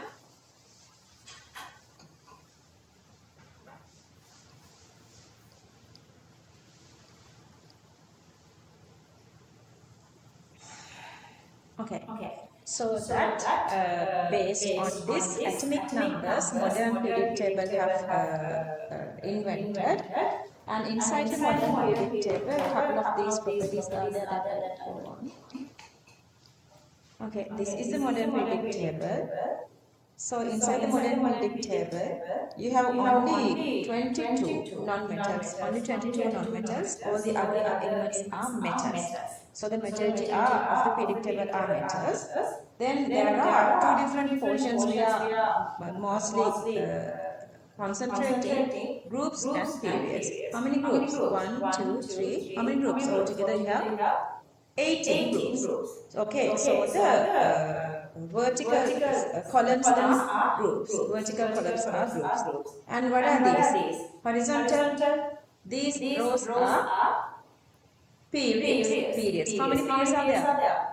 7. 18 groups, 7 periods. Okay. And then there are 4 different ways of introducing these periods. Very short, long, and very long. Okay, very short are what? Okay, 1, 2, 3, 4, 5, 6, 7. Very short. The very first one. And then the short. Yeah, 2, 3. Long. 4, 5. Very long. 6, 7. Understood. Very short has how many elements? 2. Then short 8. And these two? Sorry. 18. And these two? 32. You guys know how you're getting these numbers. How would you get these numbers? S has only 2 electrons. S and P has 8 electrons. SPD has 18. SPDF has 32. Because you guys can see, I even showed you like long ago. These two has only S.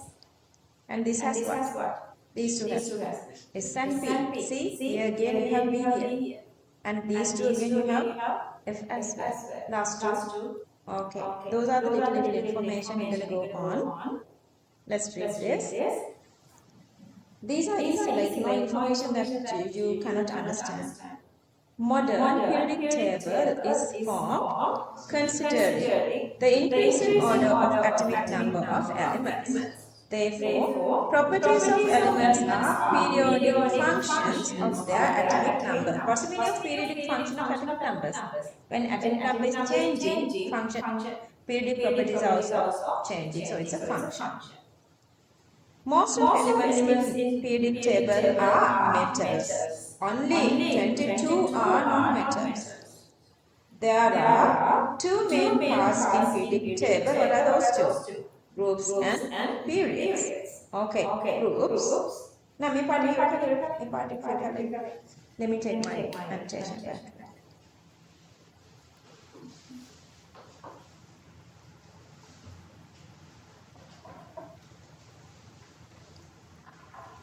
Okay, here this part.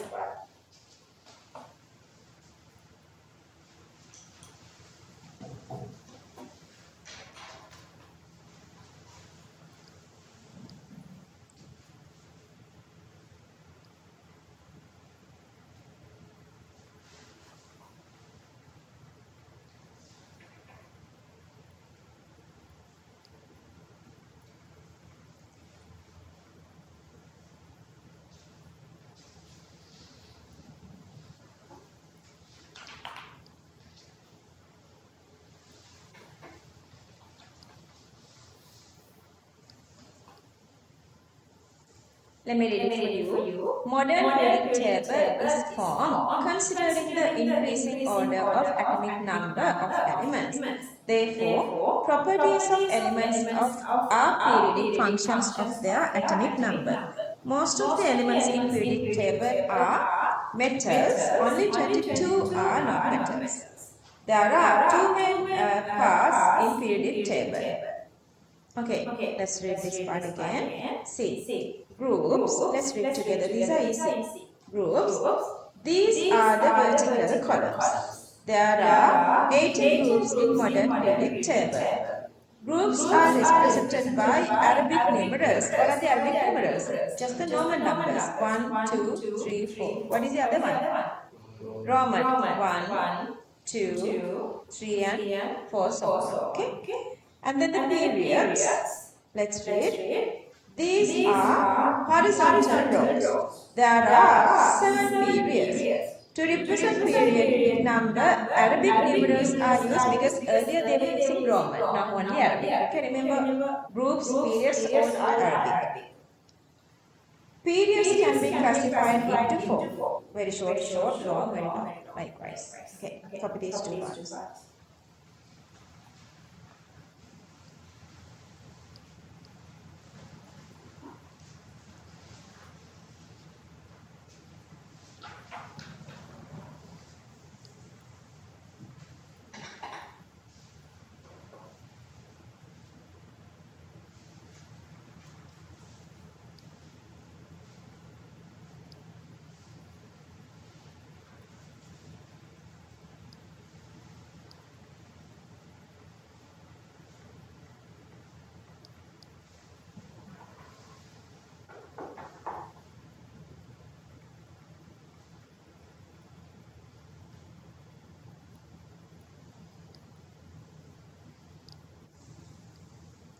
Let me read it for you. Groups. These are the vertical columns. There are 18 groups in modern periodic table. Groups are represented by Arabic numerals. Periods. These are horizontal rows. There are 7 periods. To represent periodic number, Arabic numerals are used. Periods can be classified into 4.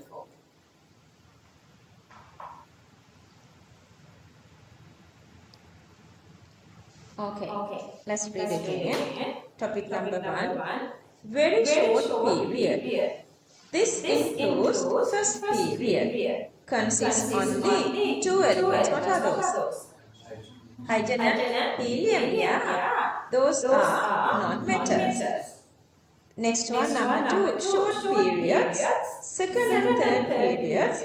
Each has 8 elements. Most of second periodic elements are non-metals. Okay, memorize. Those are like these sentences are exactly having in your past paper questions, like the right wrong question statements. Okay, A, B, C, D. Okay, copy paste.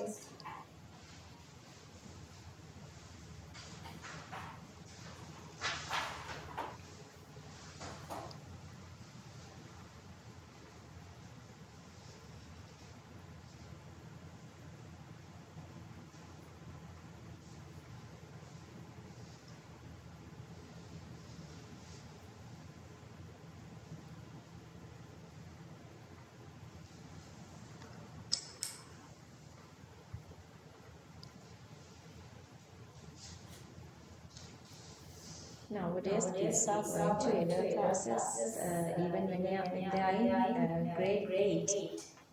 Earlier they were in 11, then they were in 10, then they were in 9, but now they were in 8, grade 8. I don't know how they manage it. But that's possible, I guess. Because grade 8 we have very less work. So some parents send their kids to advanced classes. Even Bear, not for chemistry. He didn't go for chemistry because he asked me, then I was like, no point of coming to me like doing early because I do everything on time. So he went to this combined maths and physics side of time. So if you guys feeling like whatever the path you are going is lower, then try to go to this 2027 classes to cover the syllabus side of. Check with your teachers who you are going. Are they covering the syllabus exactly on time and are they telling the truth? Everybody says that they are covered, but last couple of units are they were just dragging, not like covering nicely. Because they take a lot of time to cover the, even if it's for chemistry, they were taking a lot of time to cover the very first 5 units. So then we didn't have enough time to do the rest. Extra classes, extra recordings, Okay, I guess okay here. Okay, very short period. This includes first period consisting only two elements. Those are non-metals. Short period, second and third periods, each has 8 elements. Most of second period elements are non-metals. Okay, number 3. Long periods. Let's read. Fourth and fifth periods each has 18 elements. Okay, feel this. Annotation is disturbing today.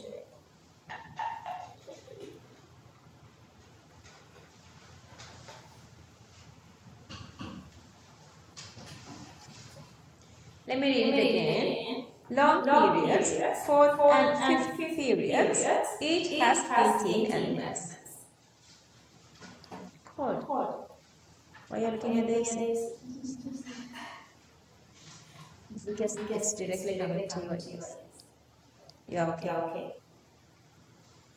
Okay, so the fourth topic, very long periods, 6th and 7th periods, each consists 32 elements. Period 7 is incomplete. Fill it. No point of taking time because you never get such questions, you know.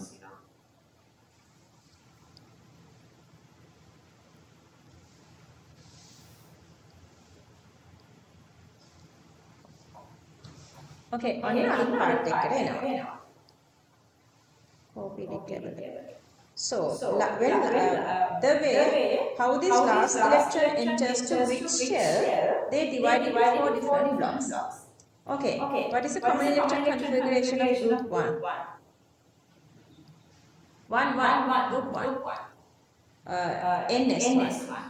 Group 2, NS2. Group 13, NS2, NP, whatever, 1, 2, 3, 4. And this one, let's say, no, NS2 and 4S2, 3D something. So you can say N plus 1 S something with N D something. Understood? So here always the last electron enters to S sub energy level. And here it's to P. And here it's to T. Same way this is to F part. Clear? So that there are 4 different kinds of blocks here. This is the S block. And this is the P block. Let it go for P block. And then this is the D block. And this is the F block. Clear that? Depending on that. For us, we have S block, P block, D block. We don't have F block. But they are allowed, these university lecturers are allowed to give any elementary question, like if it is not disturbing whatever your knowledge. Let's say they can make any question using these D block elements. Just giving normal information. Okay, so no, don't worry about it, you don't have to memorize any of the D block element, but S, P and F block element is not necessary. S, P, B are necessary. Okay. So that let's read this little part. Considering the sub-energy level of the last electron that enters in a particular element, elements can be classified into 4 blocks. Is it that?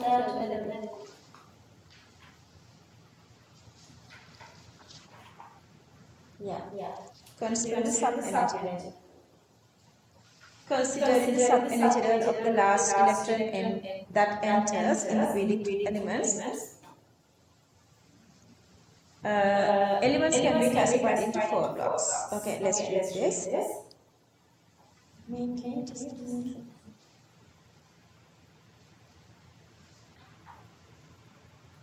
Yeah. Let's read S block. In S block elements, the last electron enters to S sub-energy level in outermost energy level.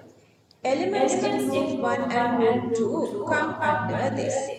S block is located at the left side of the periodic table. Okay.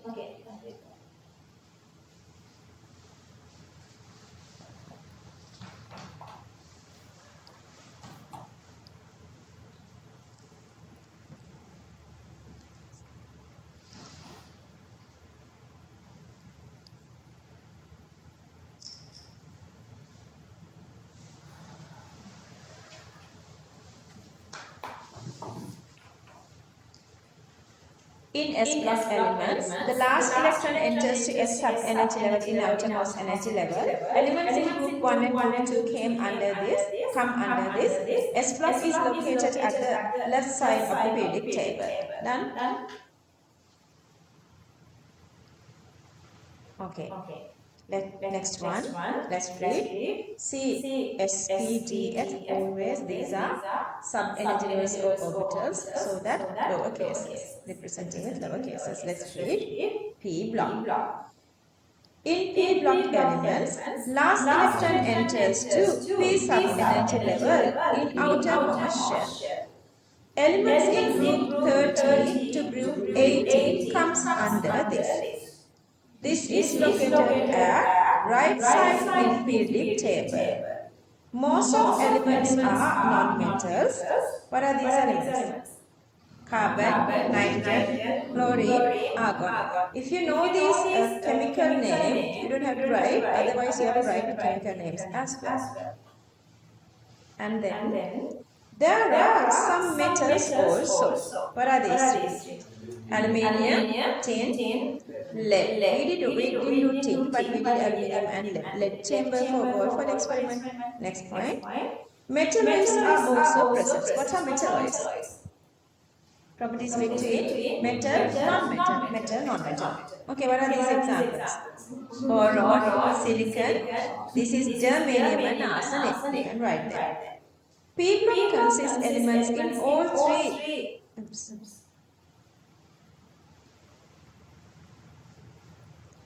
P block consists elements in all three physical states: gases, liquids, and solids. Okay, gases, what are these? Neon, oxygen, fluorine, nitrogen. And this bromine. And this aluminium, carbon, sulfur. Yeah. Elements in S block and P block are collectively known as what? Main group elements or representative elements. Let's do that part.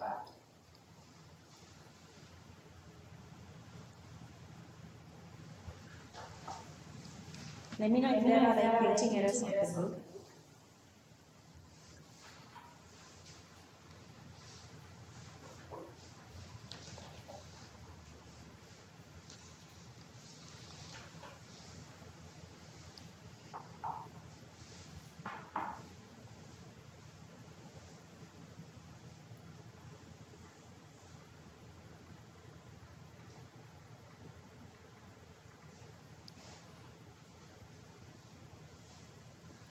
Can I move on?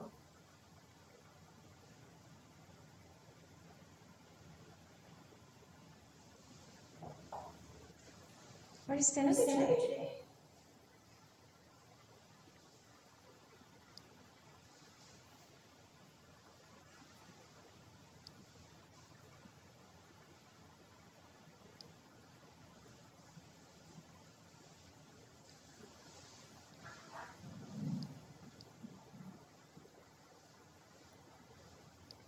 Can I move down here?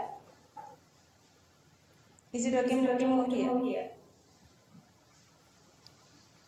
Sajiv, are you okay my speed today?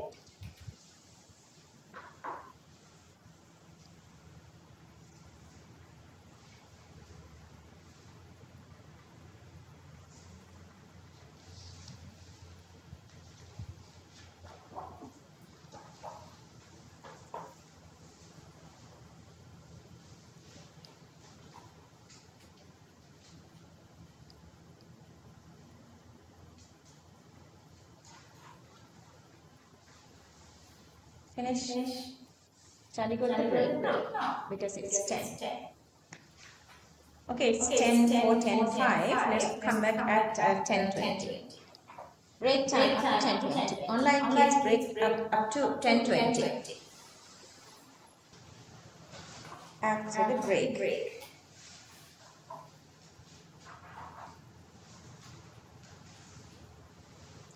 Next topic, let's read together. D block, transition metals. Okay, D block has another name, that is a transition metals. F block has another name, that is inner transition metals. Okay, let's read. Here, last electron enters to D sub-energy level in penultimate, one before the outermost shell. What is the meaning of that? One before outer mean what? Because it's supposed to be 3D, but filling goes to where? 4S. Clear that? 1 in a 4S level 3D වලට මේ කතා කරන්නේ. Here last electron enters to D sub energy level in the penultimate. What's the meaning of penultimate? One before. 4S the outermost shell. What is the penultimate shell? If the outermost shell is 4S, what's the meaning of penultimate? One before the outermost. What is that? 3D. Clear that? That's 3D. So always 4S means 4, 3D means 3. So that this is n minus 1. Okay, n minus 1 means 4 to 3, then 5 to 4 and so on. Electron fills 1 inner. It is located in the middle of the periodic table. Elements in the group 3 to 12 come under this. All the elements are metals. Remember that, a big point. Mercury is a liquid while others are solid. Melting point of mercury is minus 39 degrees Celsius. What is the room temperature? Room temperature usually is 25. Not Sri Lanka room temperature, whatever the scientists they were made that one, that temperature. That usually is 25, then 39 is higher than that. So at room temperature this is existing as liquid. Okay. Sativa comes down. Okay, copy this.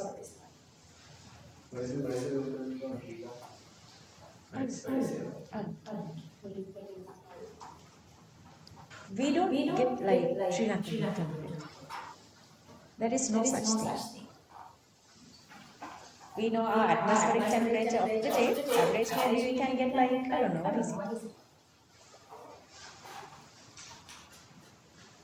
Scientific room temperature for these laboratory users is 25. What was the time we were discussing? 25? 20? Yeah, they are. Okay, we discussed this part, just copy this down. Copy this down.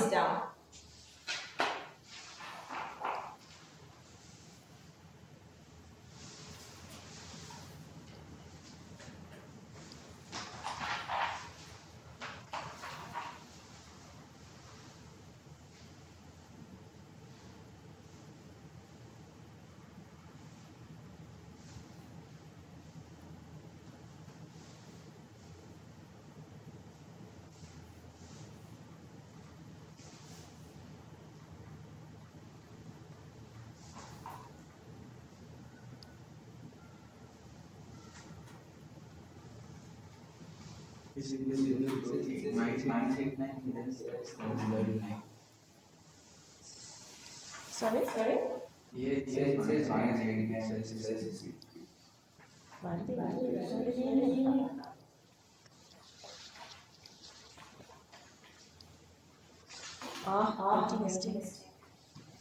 7. Okay, page number 6, you have this printing error. Melting point of mercury is minus 39, it's not minus 89. Couple of students still trying to connect with this online students, I can't help it. Anyway, I'm moving on. Let me read this again. Online students who could join like you guys can go with the recording. D block or transition metals. Here, last electron enters to D sub energy level in penultimate, one before the outermost shell, n-1. It is located in the middle of the periodic table. Elements in group 3 to group 12 come under this. All the elements are metals. Mercury is a liquid while others are solid. Melting point of mercury is minus 39 degrees Celsius. Okay, last one is the F block. So, let me show you guys this. We didn't do anything with F block, I guess, but still, see. This is the penultimate because It's supposed to be, we are talking about 3D, but electrons are filling one inner. So that is a penultimate. And this is the antepenultimate. See, two inner. Electrons supposed to be filled to F, but it's filling two inner. So 6s2, 4f. Clear that? So this is n minus 1, 3D. This is n minus 2, 6s2, 4f. Okay. So that, cool.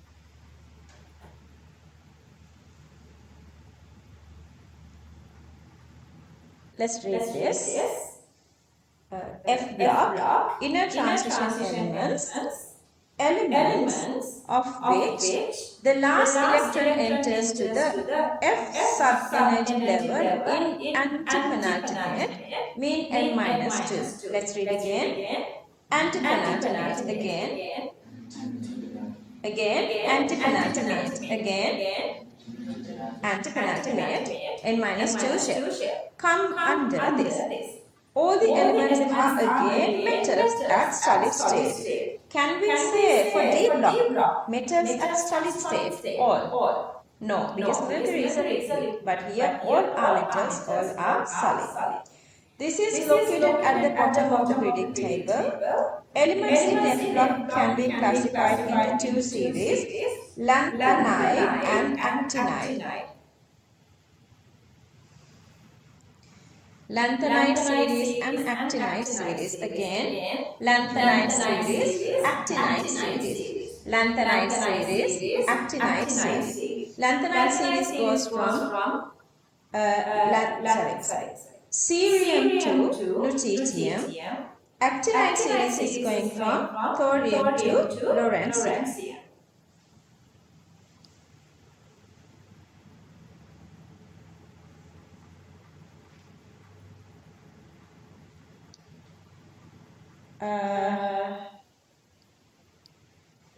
This is lutetium. This is lawrencium. This is cerium. This is thorium. That's how they say. So, lanthanide and actinide. Lanthanide series and actinide series. Clear? That's how they given those names. Okay, let's copy this. You never wanted this lanthanide, actinide, cerium, lutetium. You never want them, okay? Just to complete the note, I'm giving these parts.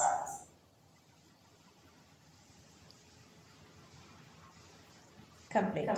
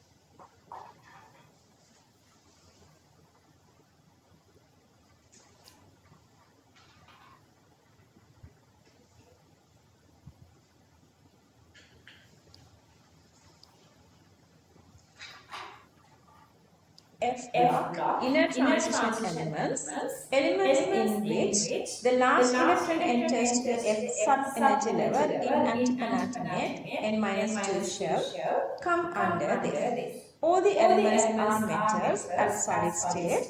This is located at the bottom of the periodic table. Elements of F block can be classified into two series, lanthanide series, actinide series again, lanthanide series, actinide series, cerium to lutetium, thorium to lawrencium. That's all.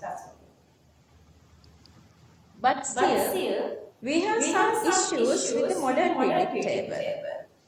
Even we say we can enter hydrogen here. අපි දැන් අර මේකේ දානකොට we did this one on our own. How did we do? So we have put hydrogen here, but that's wrong because these properties are not resemblance coming from the hydrogen. So much different. And these helium, even if we put here, its properties and everything is different. Even it goes to NS2. But if we put helium here, then all the other electron configurations are NS2 and P2, but helium is different. So some issues are there. So that hydrogen and helium, they don't have exact electron configuration, exact position in the periodic table. Clear that? And then the second one is, this is really long. This, if we put this, very few pages here. But I never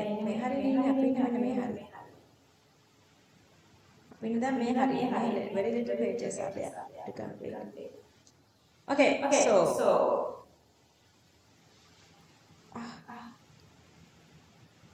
so if we insert this part here, then the periodic table becomes really long. So this is there usually, they were not thinking about the A4 paper, but very easily you guys can see your own periodic table in page 8. You guys can see we can very easily fix this to A4 size paper. But then if we have inserted this F block here, then the whole middle body become really larger, so that we keep this one away from this main body of the periodic table. And also, let's say we say always last electron enters to S orbital goes to S block. Last electron enters to P orbital goes to P block. Then, what if we have this kind of situation? Let's say for S1 3D 10. Last electron enters to where? Not D, but to S. But still we make them to come to S. Sometimes their correlation is not exactly what we are expecting the way we have done the periodic table. There are little like the little problems not exactly going the way they were planned. So some little issues are there. Those are the parts now we're going to concentrate. Problems with modern periodic table. Okay, so the very first one is the position of hydrogen. Let's read this one together.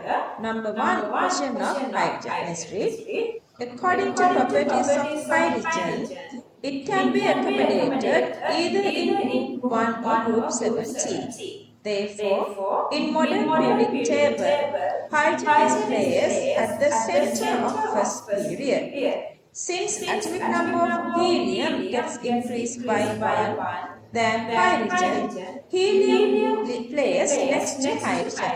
Therefore, hydrogen and helium do not have a definite position. Okay, copy this.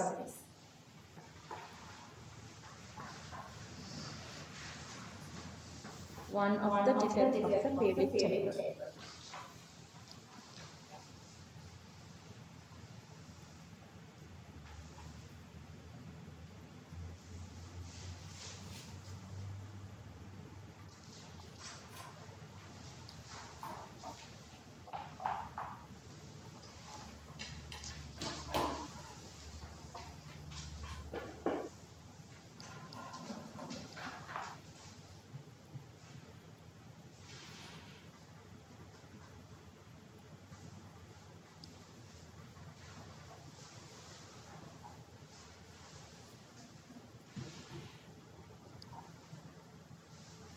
Let me read this for you. Problems in modern periodic table. Question of hydrogen. According to properties of hydrogen, it can be accommodated either in group 1 or group 17. Therefore, in modern periodic table, hydrogen is placed at the center of first period. Since atomic number of helium gets increased by 1 than hydrogen, helium is placed next to hydrogen. Therefore, hydrogen and helium do not have a definite position. Okay, number 2, placement of F block elements. Let's read. Elements of F block can be inserted in the middle of the T block considering their atomic number. But then periodic table is too long to handle. Therefore, F block is placed away from the main body of the periodic table. Okay, feel that? Please information. Now I told you guys there are no more challenges. We go smoothly with unit 1.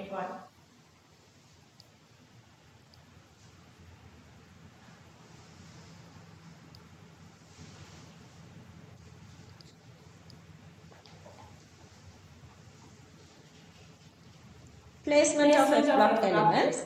Elements of F block can be inserted in the middle of the T block considering their atomic number, but then periodic table is too long to handle.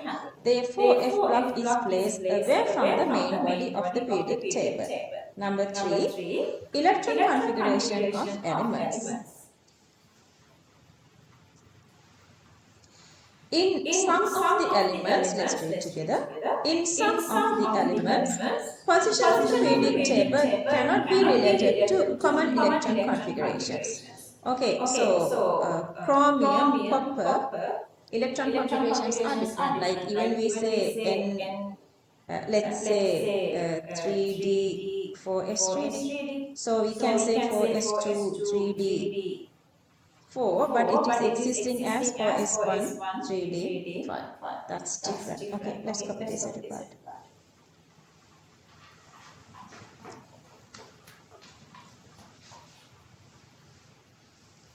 Okay. Happy news. Officially, the things that we need only for unit 1 is done. But another little part is we are doing, that's 2 in this support for 6th unit. But you guys need that. But you guys definitely need that. Part is also like not exactly the 6th unit. From unit 4 to unit 2 to unit 5, we have little like these connections. But directly, so we are done this part. From this electron configuration, we are moving to second unit. We don't want any of the things that we are learning the next day for second unit. But you guys know at the end of the day, Unit 1 has very less contribution to final exam. In that case, the next week's part is very important because it's guiding you directly to the unit 6, and unit 6 is a unit that the final contribution marks is 25 marks. So that's very important. So that I'm going to stop from here, but before we're going to do the paper now, I want to get here now. We are at here.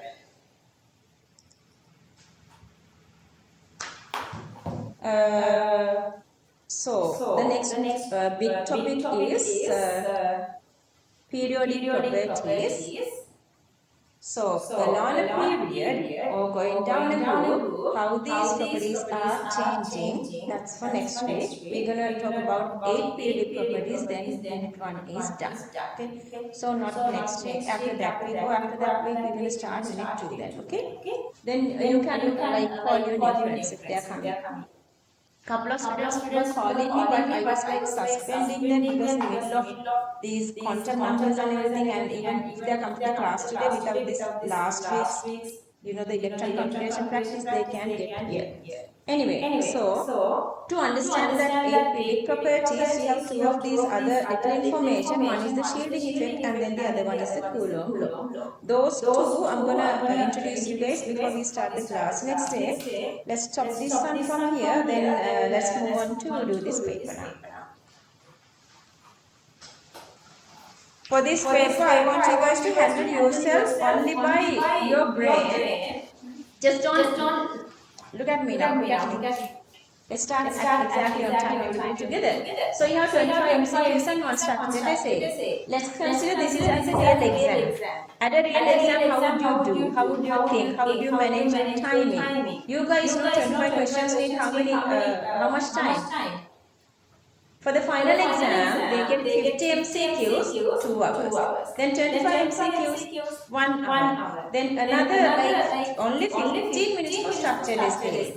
But I'm giving little extra time because you guys still need the practice. So otherwise, this paper is supposed to get 1 hour and 15 minutes. Let's see how you can manage timing. Understood? Okay, when you are balancing timing, when you feel like questions are really long, don't stick to that question. Move on to the next one. Mark it. Okay, I haven't read question number 6. It takes a lot of time. I'm going to suspend there. I'm going to go to the next question. Or otherwise, let's say you are strangling with a couple of questions, and then all the later easy questions are missing, then you are losing marks. So analyze everything in your brain, in your mind. This is how I'm going to do this one. And then before you start, you're going to go through the little just turn pages and see how many questions and structured essay, whether it's longer or shorter. Then you can start. Okay. So I'm going to start it right now. The time is now 10:45. Hang in. 10:45. Online kids, keep whatever exact time before you start this one. I want you guys to print a hard copy and then do this one. Sativa, I can give you a printed copy next week if you want. Okay, I'm going to end the meeting now. You can start the paper now. It's 10:45. The paper time is 1 hour 30 minutes.